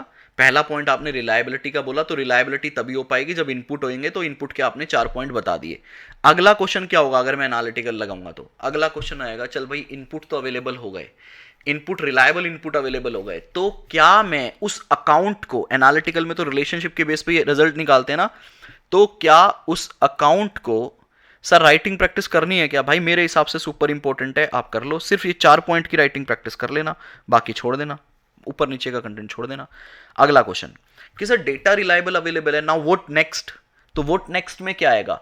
क्या इस अकाउंट को हम रिजल्ट कैलकुलेट कर सकते हैं? क्या हम इस अकाउंट को प्रिडिक्ट कर सकते हैं, और वो भी सफिशिएंटली प्रिसाइसली? अगला क्वेश्चन तो यही आएगा ना। अरे भाई कितने बच्चों की स्क्रीन ब्लर आ रही है, मुझे ये बता दो। भाई आपका इंटरनेट कनेक्शन भी तो वीक हो सकता है ना।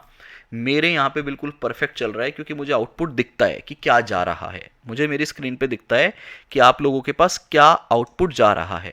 वो मेरे यहाँ पे जो स्ट्रीमिंग क्वालिटी है वो एक्सीलेंट कंडीशन दिखा रहा है। मेरे यहाँ पे ये किसी भी तरह की कोई दिक्कत नहीं दिखाता। अदरवाइज मेरे यहाँ पे भी चेंज हो जाता है कि भाई एक्सीलेंट नहीं है, गुड कैटेगरी में है, या अभी ब्लर जा रहा है, या भी है। तो मेरे यहाँ पे बाबू बहुत ही एक्सीलेंट कंडीशन का आउटपुट जनरेट कर रहा है। तो आपका ना इंटरनेट वीक होगा, जो बच्चा बोल रहा है स्क्रीन ब्लर है। आप अपने इनपुट कनेक्शन को चेक करो, आप अपना इनपुट सही करो तो आउटपुट सही आएगा। ठीक है, ठीक है बाबू। हाँ जी सर ठीक है, मैं समझ गया, आपके पार्ट पे दिक्कत नहीं है, मेरे पार्ट पे दिक्कत है। उसके बाद दूसरा क्या कहता है कि आप भैया ये देखो कि अगर आप एनालिटिकल लगा रहे हो तो क्या आप सफिशिएंटली प्रिसाइसली रिजल्ट कैलकुलेट कर सकते हो क्या? अब आप मुझे बताओ, अब आप मुझे बताओ कि सफिशिएंटली प्रिसाइसली हम कैसे चेक करेंगे कि हम कैलकुलेट कर पाएंगे क्या? बताओ भैया, आप मुझे बताओ। आप प्लानिंग स्टेज पे खड़े हो, क्या हम इस अकाउंट का रिवेन्यू का सफिशिएंटली प्रिसाइसली कैलकुलेट कर सकते हैं रिजल्ट? आप बताओ कैसे करोगे? सर सेम पॉइंट, सबसे पहले मैं देखूंगा क्या मैं एनालिटिकल प्रोसीजर से एक्सपेक्टेड रिजल्ट अचीव कर सकता हूं, ये मेरे को सोचना पड़ेगा, पहला पॉइंट। दूसरा सर, इन्फॉर्मेशन अवेलेबल होनी चाहिए। सेम पॉइंट आएगा, देखो ऊपर से नीचे उतर के क्वेश्चन समझो। अब मैं सोच रहा हूं क्या मैं एनालिटिकल प्रोसीजर लगाऊं, सफिशिएंटली रिजल्ट मिलेगा प्रिसाइसली? तो पहला तो आप ये सोचोगे सर क्या एनालिटिकल से मेरे को एविडेंस मिलेगा? हाँ, तो दूसरा पॉइंट तो सेम ही हो गया। सर डेटा अवेलेबल है क्या? डेटा डिसएग्रीगेटेड हो सकता है क्या? उसका सोर्स क्या है? अरे सेम पॉइंट हो गया, बिल्कुल सही। तो ये दोनों पॉइंट सेम है बेटा, अवेलेबल ऑफ डेटा, ये दोनों पॉइंट सेम है। क्या वो डेटा डिसएग्रीगेट कर सकते हो या नहीं? तो इसमें सिर्फ आपको 3 पॉइंट याद करने हैं।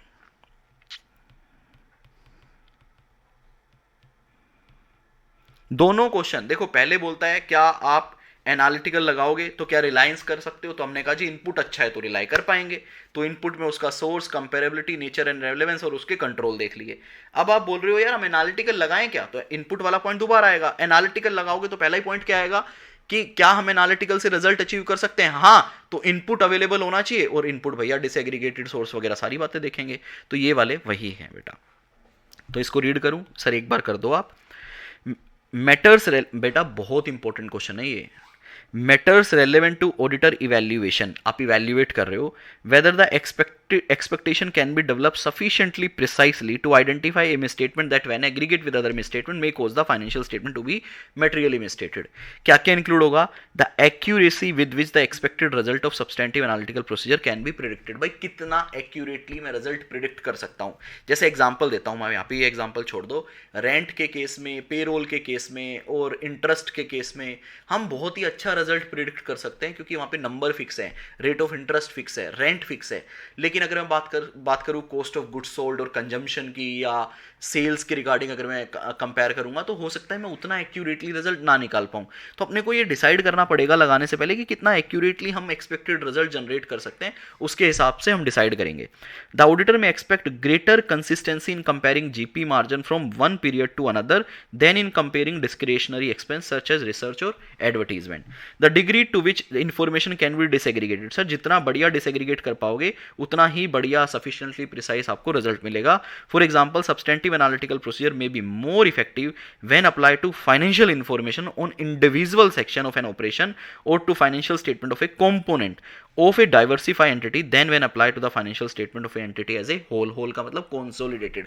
एग्जांपल देता हूं, रिलायंस इंडस्ट्रीज के फाइनेंशियल आपने ले लिए और आप एपी लगाने लग गए, तो रिलायंस इंडस्ट्री जो है वो consolidated financial statement of thousands of different entities, multiple entity consolidate हो जाती है. तो कह रहा है यार उस पर एपी लगाओगे तो इतना बढ़िया रिजल्ट नहीं आएगा. आप क्या करो, यूनिट लेवल पे चले जाओ, कंपोनेंट लेवल पे चले जाओ. किस लेवल पे चले जाओ? कंपोनेंट. जियो का अलग कर दो, बाकी का अलग कर दो और फिर उस पर एपी लगाओ, बढ़िया रिजल्ट मिलेगा. ठीक है, तो जितना तोड़ दोगे डेटा को उतना बढ़िया से आप कर पाओगे. द अवेलेबिलिटी ऑफ डेटा, बेटा ये पॉइंट तो सबसे पहले होना चाहिए वैसे, बोथ फाइनेंशियल नॉन फाइनेंशियल, उसके बेस पे आप एपी को प्रोजेक्ट कर पाओगे. तो ये था आपका second best question, evaluation of whether the expectation is sufficiently precise और नॉट. उसके बाद अगला क्वेश्चन क्या सोचोगे?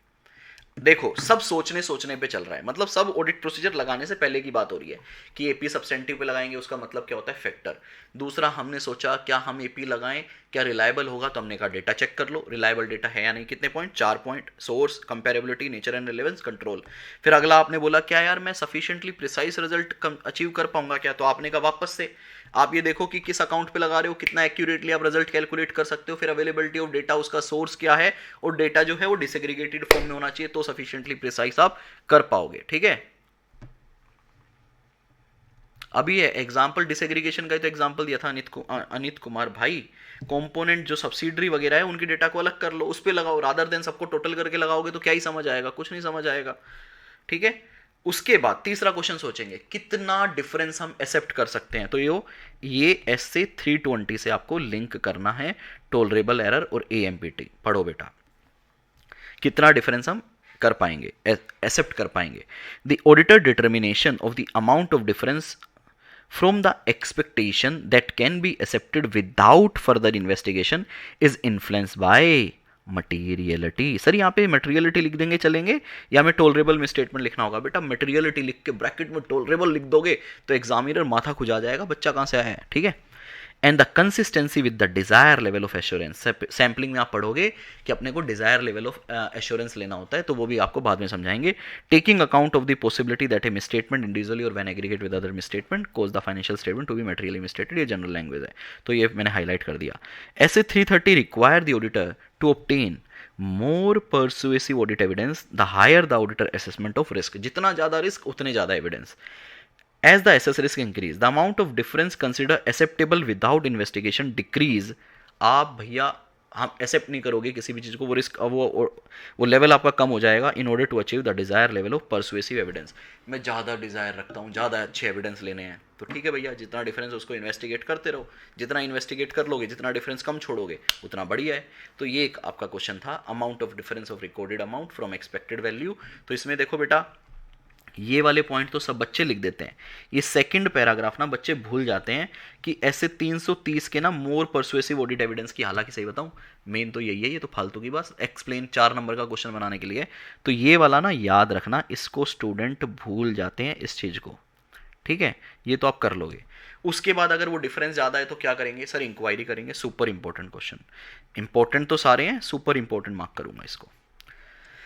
सर अगर डिफरेंस ज़्यादा है तो इंक्वायरी करेंगे, इंस्पेक्शन करेंगे। लो जी, if analytical procedure perform in accordance with S A 520 identify fluctuation or relationship that are inconsistent with other relevant information or that differ from expected value by a significant amount, the auditor shall investigate such difference by कैसे inquiry of management and obtain appropriate audit evidence relevant to management response. Audit evidence relevant to management response may be obtained by evaluating those response taking into account the auditor understanding of the entity and environment and with other audit evidence obtained during the course of audit। ठीक है जी। Perform other audit procedure necessary in the circumstance, दूसरे audit procedure लगाओ कब, the need to perform other audit procedure may arise when for example management is unable to provide an explanation or the explanation together with audit evidence जो आपने obtain किया relevant to management response is not consider adequate. ये था आपका chapter का पूरा सार, crux जो मैंने आपको दे दिया। अब मुझे बताओ आपको ये कैसा लगा। Do more of what makes you happy, और हमें पढ़ाई करना बहुत अच्छा लगता है, वो हम करते जाएंगे। जल्दी बताओ चैप्टर कैसा लगा। अब बेसिक बातें हैं वो मैं फटाफट से आपको करवा दूंगा। टेक्निक, 4 टेक्निक है यार। अब ये देखो फालतू के क्वेश्चन रह गए सिर्फ। सर पेपर के लिए तो सुपर इंपॉर्टेंट है ना, चाहे फालतू हो। पेपर के लिए तो मैं कह रहा हूँ धासो इंपॉर्टेंट है, सुपर इंपॉर्टेंट है पेपर के लिए। तो कोई भी एक टेक्निक 3 से 4 नंबर की आती है। ज़्यादातर कौन सी आती है बता देता हूँ, ट्रेंड एनालिसिस और रीजनेबल। रीजनेबल के एग्जाम्पल भी करके जाना।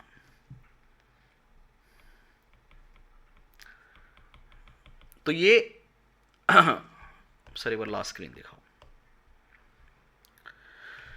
तो वो जो बाकी के क्वेश्चन है ना उसमें टेक्निक्स जो है वो सुपर इंपॉर्टेंट है, बट ये सब ना मक्खन है।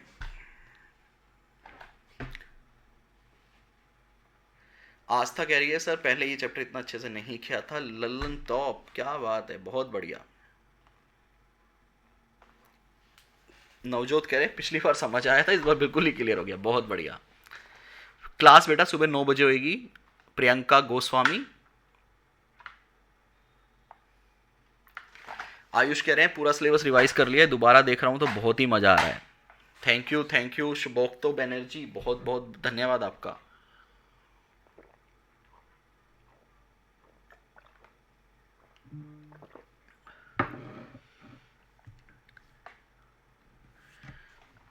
सर ये टेक्निक्स नहीं आएगी शायद, क्योंकि आईसीआई आजकल डिटेलिंग में जा रहा है। बहुत गलत हो आदर्श आप। यही टेक्निक्स आएगी लेकिन डिफरेंट तरीके से आएगी। मैं बताता हूं कैसे आएगी। आप बहुत गलत सोच रहे हो मेरे बच्चे। सर आप बता दो कैसे आएगी। पहले क्या होता था, आईसीआई ना ट्रेंड एनालिसिस और रीजनेबलनेस टेस्ट डायरेक्ट पूछ लेता था। अब आईसीआई ऐसे नहीं पूछेगा। आईसीआई एक केस स्टडी बनाएगा और वो केस स्टडी में आपको एक सिचुएशन देगा कि ऑडिटर क्या कर रहा है, जैसे कि मल्टीपल ईयर का डेटा ले रहा है, फिर उसके साथ खेल रहा है थोड़ा गुल्ली डंडा टाइप, और वो आपको पूछेगा बताओ ऑडिटर क्या कर रहा है। तो आपको ये आइडेंटिफाई करना पड़ेगा कि ऑडिटर एनालिटिकल प्रोसीजर लगा रहा है और एनालिटिकल प्रोसीजर में वो ट्रेंड एनालिसिस लगा रहा है, एक्सप्लेन करना पड़ेगा। या फिर वो आपको करंट ईयर का डेटा देगा और फिर उसके साथ गुल्ली डंडा खेलेगा और आपको बोलेगा बताओ कौन सी टेक्निक लगा रहा है। तो you have to identify the technique by reading the question. Identify भी खुद करो कि ये रीजनेबल टेस्ट है और फिर लिखो। तो बेटा एक बात बताओ, मैं चलो फटाफट से एक्सप्लेन कर देता हूं सब। ट्रेंड एनालिसिस क्या होता है। अब देखो बेटा, अब मैं जो जनरल क्वेश्चन है ना उसको उड़ाऊंगा, मैं खुद बोल रहा हूं उड़ाऊंगा क्योंकि बनता है उड़ाना। कंसेप्ट पूरा डिटेल में देख लिया। ट्रेंड एनालिसिस क्या करता है, ट्रेंड एनालिसिस में क्या होता है बेटा जी, आप ऑडिटर साहब क्या करते हैं, पिछले सालों का डेटा लेते हैं और देखता है कि जिस ट्रेंड में जाना चाहिए था मामला उसी ट्रेंड में जा रहा है क्या। तो ट्रेंड एनालिसिस में पास्ट ईयर का डेटा लिया जाता है और उसके बेस पे एनालिसिस की जाती है। रेशियो आप एफएम में पढ़ते ही हो सर, आप बैलेंस शीट और पी&एल अकाउंट के मल्टीपल रेशियोज को कैलकुलेट करके आप वेरिएंसेस को एनालिसिस कर सकते हो। रीजनेबलनेस टेस्ट को समझना ये बहुत इंपॉर्टेंट है। इसमें सिर्फ और सिर्फ करंट ईयर का डेटा लिया जाता है, पास्ट ईयर का डेटा नहीं लिया जाता है।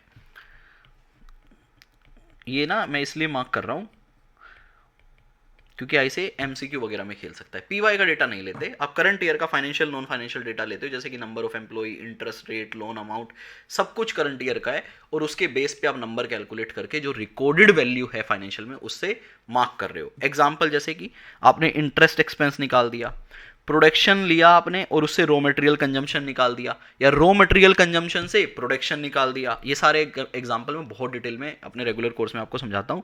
वेस्टेज और स्क्रैप ले लिया, प्रोडक्शन का कितना है, रॉ मटेरियल कंजम्पशन का कितना है। सेम WIP देख लिया, डिस्काउंट ऑन सेल्स देख लिया, कमीशन देख लिया। जैसे फॉर एग्जाम्पल बेटा मेरी क्लास पे मान लो 5% कमीशन देते हैं, तो अब आपको कमीशन एक्सपेंस कैलकुलेट करना है, तो आप मुझसे ये पूछ सकते हो सर आप एक बात बताओ, ब्रोकर के थ्रू कितना माल बिका आपका ये बता दो, फिर आप कमीशन बता दोगे। तो ये करंट ईयर का ही आपने मुझसे डेटा मांगा, रेंटल रिवेन्यू निकाल लिया। तो ये एग्जांपल आप खुद से भी लिख सकते हो। स्ट्रक्चरल मॉडलिंग क्या होती है बेटा, मैं पास्ट के फाइनेंशियल और नॉन फाइनेंशियल डेटा उठाता हूँ पास्ट का, और उससे करंट पीरियड का नंबर कैलकुलेट करता हूँ। ये बेसिकली मैंने इसका बहुत एक डिटेल एग्जांपल से समझाया था, ट्रायल बैलेंस रिकंस्ट्रक्शन। तो ट्रेंड एनालिसिस करते हैं, ट्रेंड एनालिसिस से एक रेशियो निकालते हैं, एक परसेंटेज निकालते हैं, फिर क्लोजिंग बैलेंस पे वो नंबर लगाते हैं, लास्ट ईयर के P&L पे एक ग्रोथ रेट निकाल के वो अप्लाई करते हैं, करंट ईयर का ट्रायल बैलेंस निकालते हैं और फिर करंट ईयर का एक्चुअल ट्रायल बैलेंस से कंपेयर करते हैं कितना डिफरेंस है। ठीक है जी। तो हाँ, recalculation is a reasonableness test. आप ये बोल सकते हो कि रीजनेबल है या नहीं। तेल कितना चला, पेट्रोल कितना जला, बिजली कितनी बनी, तो जितनी बिजली बनी है इस साल उससे मैं निकालता हूं कि तेल कितना कंजम्पशन होना चाहिए, रीजनेबलनेस टेस्ट है। ठीक है जी। ये analytical procedure use as a substantive test अगर आप करते हो, ये देखो, when designing and performing substantive analytical procedure इधर अलोन और कॉम्बिनेशन विद TOD, तो ये एज ए सब्सटेंटिव टेस्ट अगर आप लगाते हो तो कह रहे लगाने से पहले ऑडिटर क्या क्या कंसिडर करेगा। आप एनालिटिकल प्रोसीजर को, मैं यहां लिखता हूं, आप एनालिटिकल प्रोसीजर को लगाने की सोच रहे हो सब्सटेंटिव एनालिटिकल प्रोसीजर की फॉर्म में, तो ऑडिटर क्या करेगा सर, वो सबसे पहले देखेगा क्या वो एनालिटिकल प्रोसीजर सुटेबल है भी या नहीं। किसके लिए, उस अकाउंट के लिए। अकाउंट वर्ड नहीं लिया क्या इसने, नलायक ने। सर आप ले लो, कोई बात नहीं, आई से इतना डिटेल में नहीं जा रहा, आप कर दो। उस अकाउंट के लिए और उस अकाउंट की अजर्शन के लिए। फिर क्या देखोगे, फिर हम देखेंगे, और यही तो सारे कंसेप्ट आगे पढ़ाए हैं, तो ये चारों कंसेप्ट की एक हेडिंग है, समझ लो। चारों कंसेप्ट जो आप आगे पढ़कर आए हो ये उसकी एक समरी है। कंसेप्ट नंबर 6, 7, 8, 9 जो भी आप पढ़कर आए हो ये उसी की समरी है। यही कंसेप्ट आप आगे डिटेल में पढ़कर आए हो कि सब्सटेंटिव एनालिटिकल प्रोसीजर लगाएंगे, तो यही 4 पॉइंट आप आगे पढ़कर आए हो। दूसरे नंबर पे आपने क्या देखा था सर, रिलायबिलिटी ऑफ डेटा। तीसरे पे आपने क्या किया था, एक डेवलपमेंट की थी, एक्सपेक्टेशन प्रिसाइसली, और फिर अगर कोई डिफरेंस नहीं मिला तो उस डिफरेंस को इन्वेस्टिगेट। यही बेटा आपके सारे, यही आपके आगे डिटेल कंसेप्ट है। Oh my God sir, yes बेटा। तो ये एक इंडिविजुअल क्वेश्चन भी आ सकता है कि जब आप SAP लगाओगे तो ऑडिटर क्या क्या कंसिडर करेगा। तो आपने सिर्फ हेडिंग लिखनी है, कंसेप्ट के नाम की डिटेल में आप आगे पढ़कर आ गए हो। उसके अलावा बेटा मैं यहाँ पे एक बात लिख रहा हूँ, जो भी कंसेप्ट अब बचे हैं, टाइमिंग मैंने आपको बता दिया, प्लानिंग, एग्जीक्यूशन, रिपोर्टिंग तीनों टाइम पे लगता है। अब ये चैप्टर आप बाकी जो भी बेसिक बचा है, मैं एक दो चीज़ें बता देता हूँ जो आपको याद करनी है। मीनिंग बेटा लर्न करना है, ठीक है। Analytical procedure means evaluation of financial information through analysis of possible relationship among both financial and non financial data. तो आपने क्या किया, इवैल्यूएट किया। एनालिटिकल प्रोसीजर सिर्फ रिजल्ट निकालना नहीं है, अगर डिफरेंस आए तो उसे इन्वेस्टिगेट करना भी है। Analytical procedure also encompass such investigation as is necessary for identified fluctuation or relationship that are inconsistent with the other relevant information or that differ from expected value by a significant amount. Significant amount will depend on your materiality. ये learn करना है बेटा, ठीक है। Analytical procedure having consideration of comparison of entity finance. Analytical procedure कैसे कैसे लगा सकते हो, प्रायर पीरियड से कंपेयर कर सकते हैं, बजट देख सकते हैं, इंडस्ट्री का डेटा ले सकते हैं, ठीक है, रिलेशनशिप देख सकते हैं फाइनेंशियल और नॉन फाइनेंशियल में। ये सारी बातें बेटा आप अब सेल्फ रीड कर लेना, मुझे अब इसमें नहीं लगता आपको कुछ ज़्यादा करवाने की ज़रूरत है। एक ये पर्पज़ लर्न करना 2 पॉइंट, बाकी पूरा चैप्टर सिर्फ रीड करना है। ये बता रहा है कि आप एनालिटिकल प्रोसीजर कहाँ कहाँ लगा सकते हो, डेटर में लगा सकते हो, क्रेडिटर में लगा सकते हो, एक्सपेंस में लगा सकते हो, रिवेन्यू में लगा सकते हो, जहाँ भी डिफरेंस दिखेगा उसको इन्वेस्टिगेट कर लेना। ये मेन रिवाइज इसी फ्लो में करना है जिस फ्लो में मैंने आज आपको पढ़ाया है। 5, 7, 8, 9, 10 बैलेंस। बैलेंस में सबसे पहले टेक्निक्स को कवर करना, टेक्निक्स को कवर करना,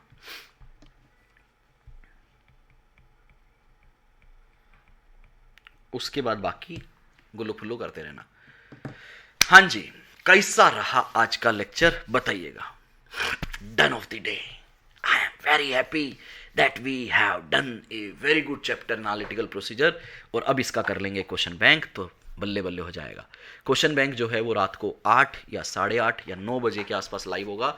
जैसा भी होगा मैं टेलीग्राम पे बता दूंगा, या हो सकता है मैं आज ना भी लूँ। उसका रीज़न ये है कि मैं रात को बहुत लेट घर पे आए थे हम लोग पार्टी की वजह से। सुबह भी मैं थोड़ा टाइम से उठ गया और मैं काफ़ी बिजी था। फिर आपका ये टेक्निकल टीम के साथ लगा हुआ था पिछले 1-1.5 घंटे से। आज की क्लास लेनी थी ना ऐप पे, तो 1-1.5 घंटा मैं पहले आ गया कि भाई कोई दिक्कत ना आए सॉफ्टवेयर वगैरह में। तो मैं काफ़ी टाइम से स्टूडियो में बैठा हुआ हूँ। अब मुझे आशवी को अपनी फ्रेंड के बर्थडे पे जाना है आज, तो आशवी को अपनी फ्रेंड को एक अच्छा सा गिफ्ट देना है। और मैंने उसको प्रॉमिस किया है कि तुम्हारे 5:30 या 6 से पहले, जाने से पहले तुम्हारे हाथ में गिफ्ट होगा बेटा, ठीक है। और उसके बाद मैं आज जिम भी नहीं गया हूँ and I really don't want to miss it. तो मैं जिम भी जाना चाहता हूँ। तो ऐसा हो सकता है कि ये चैप्टर का क्वेश्चन बैंक हम कल करें। आप लोगों को आई थिंक इससे कोई दिक्कत नहीं है। आप एक काम करना भाई, 50 रुपये वाले में, 150 रुपये वाले में बैकअप नहीं हो पाएगा, उस चीज़ के लिए माफ़ी। मैंने ऑलरेडी अपनी टीम से बात कर ली है, टेक्निकल टीम से भी बात कर ली है। It is a very huge cost affair. तो वो कह रहा है सर ये मत करो, सर्वर की कॉस्ट भी बढ़ेगी इससे। मैं बता देता हूँ क्यों नहीं दे रहे। मैं आपको ये बता देता हूँ क्यों नहीं दे रहे। अगर हम आपको बैकअप देते हैं तो हमें डेटा ना सर्वर पे डालना पड़ेगा, और आप जब भी सर्वर से डेटा को डाउनलोड करते हो तो it is a costly affair, उसमें हमारे पैसे लगते हैं टेक्निकल टीम के। दूसरा, उससे हमारा स्पेस जो है वो बढ़ जाएगा, स्टोरेज स्पेस बढ़ जाएगा। आप लोग आई थिंक इतना तो समझते हो, जैसे आप गूगल स्टोरेज यूज़ करते हो या आईफोन का स्टोरेज यूज़ करते हो, तो वो भी हम पेड बेसिस पे लेते हैं जहाँ हम हमारा स्टोरेज करते हैं।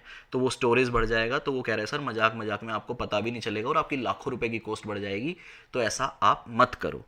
तो मल्टीपल फैक्टर है, मैं हर चीज़ ना आपको इंडिविजुअली टेलीग्राम वेलीग्राम पे नहीं बता सकता, लेकिन अब लेक्चर चल रहा है, प्राइवेट बातें हो रही हैं, तो मैं आपको सारी बातें बता सकता हूँ कि जो मैं दे सकता था ना, मेरी इस लाइव में क्या है, सिर्फ सर्वर की कॉस्ट आ रही है और एक छोटी सी कॉस्ट आ रही है, तो हमने दे दिया। अब मैडम का फ़ोन आ गया गिफ्ट के लिए, मैं उठा नहीं रहा। बाकी मैं नहीं दे पाऊँगा, ठीक है सर। 1-2 लेक्चर है कि सर ज़्यादा दिक्कत होती है तब। सर वो 4 पॉइंट दिखा दो जो फर्स्ट में लिखे थे, पेज नंबर बताओ। लो जी, आज की क्लास में इतना ही। Bye guys, take care, keep enjoying audit with Kapil. जय हिंद दोस्तों, पढ़ाई करते रहिएगा, आगे बढ़ते रहिएगा। जो क्वेश्चन इंपॉर्टेंट बता रहा हूँ उनकी राइटिंग प्रैक्टिस कर लेना। सर राइटिंग प्रैक्टिस के क्वेश्चन मैं आपको क्वेश्चन बैंक में दूंगा। अब मैंने बता दिया यहाँ पे इंपॉर्टेंट क्या है। ये सब्सटेंटिव एनालिटिकल प्रोसीजर वाले पॉइंट इंपॉर्टेंट है, ठीक है। ओहो, एक पीएसयू वाला क्वेश्चन तो जरूर करके जाना कि भाई एनालिटिकल प्रोसीजर ना पीएसयू के केस में नहीं लगता जनरली। क्यों? पीएसयू मतलब सरकारी कंपनियां, वहां क्यों नहीं लग पाता? उसके रीजन है यार, क्योंकि सरकारी कंपनी में हो सकता है सरकार फंड कर रही हो सकता है उनके एक्सपेंस और रेवेन्यू में रिलेशन ही ना हो।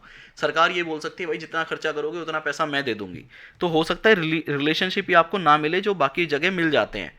एक्सपेंडिचर वगैरह का कोई रिलेशन ना हो सकता है सरकार एसेट दे रही है, हमें उसे कैपिटलाइज ही नहीं करना, ठीक है। इंडस्ट्री का डेटा अवेलेबल ना हो, बाकी रिलेशनशिप आप देख सकते हो, पे रोल का, इंटरेस्ट का। तो ये क्वेश्चन भी एक करके जाना बेटा, अच्छा क्वेश्चन है। नहीं हो पाएगा सुबह 7 बजे, मेरे को आशविल ईशा को स्कूल के लिए रेडी करवाना होता है मैम के साथ, और फिर बस स्टॉप पे छोड़ के आना पड़ता है। भाई मैं पेरेंट भी हूँ, ध्यान रखो, मैं एक पिताजी भी हूँ दो बच्चियों का, तो घर के भी काम करने होते हैं, घर के भी काम करने होते हैं मेरे बच्चे। मेरे को जैसे आपके पिताजी बहुत सारा काम करते हैं ना, वैसे ही मेरे को भी बहुत सारे काम करने होते हैं बाबू। चलो बाय, टेक केयर, जय हिंद।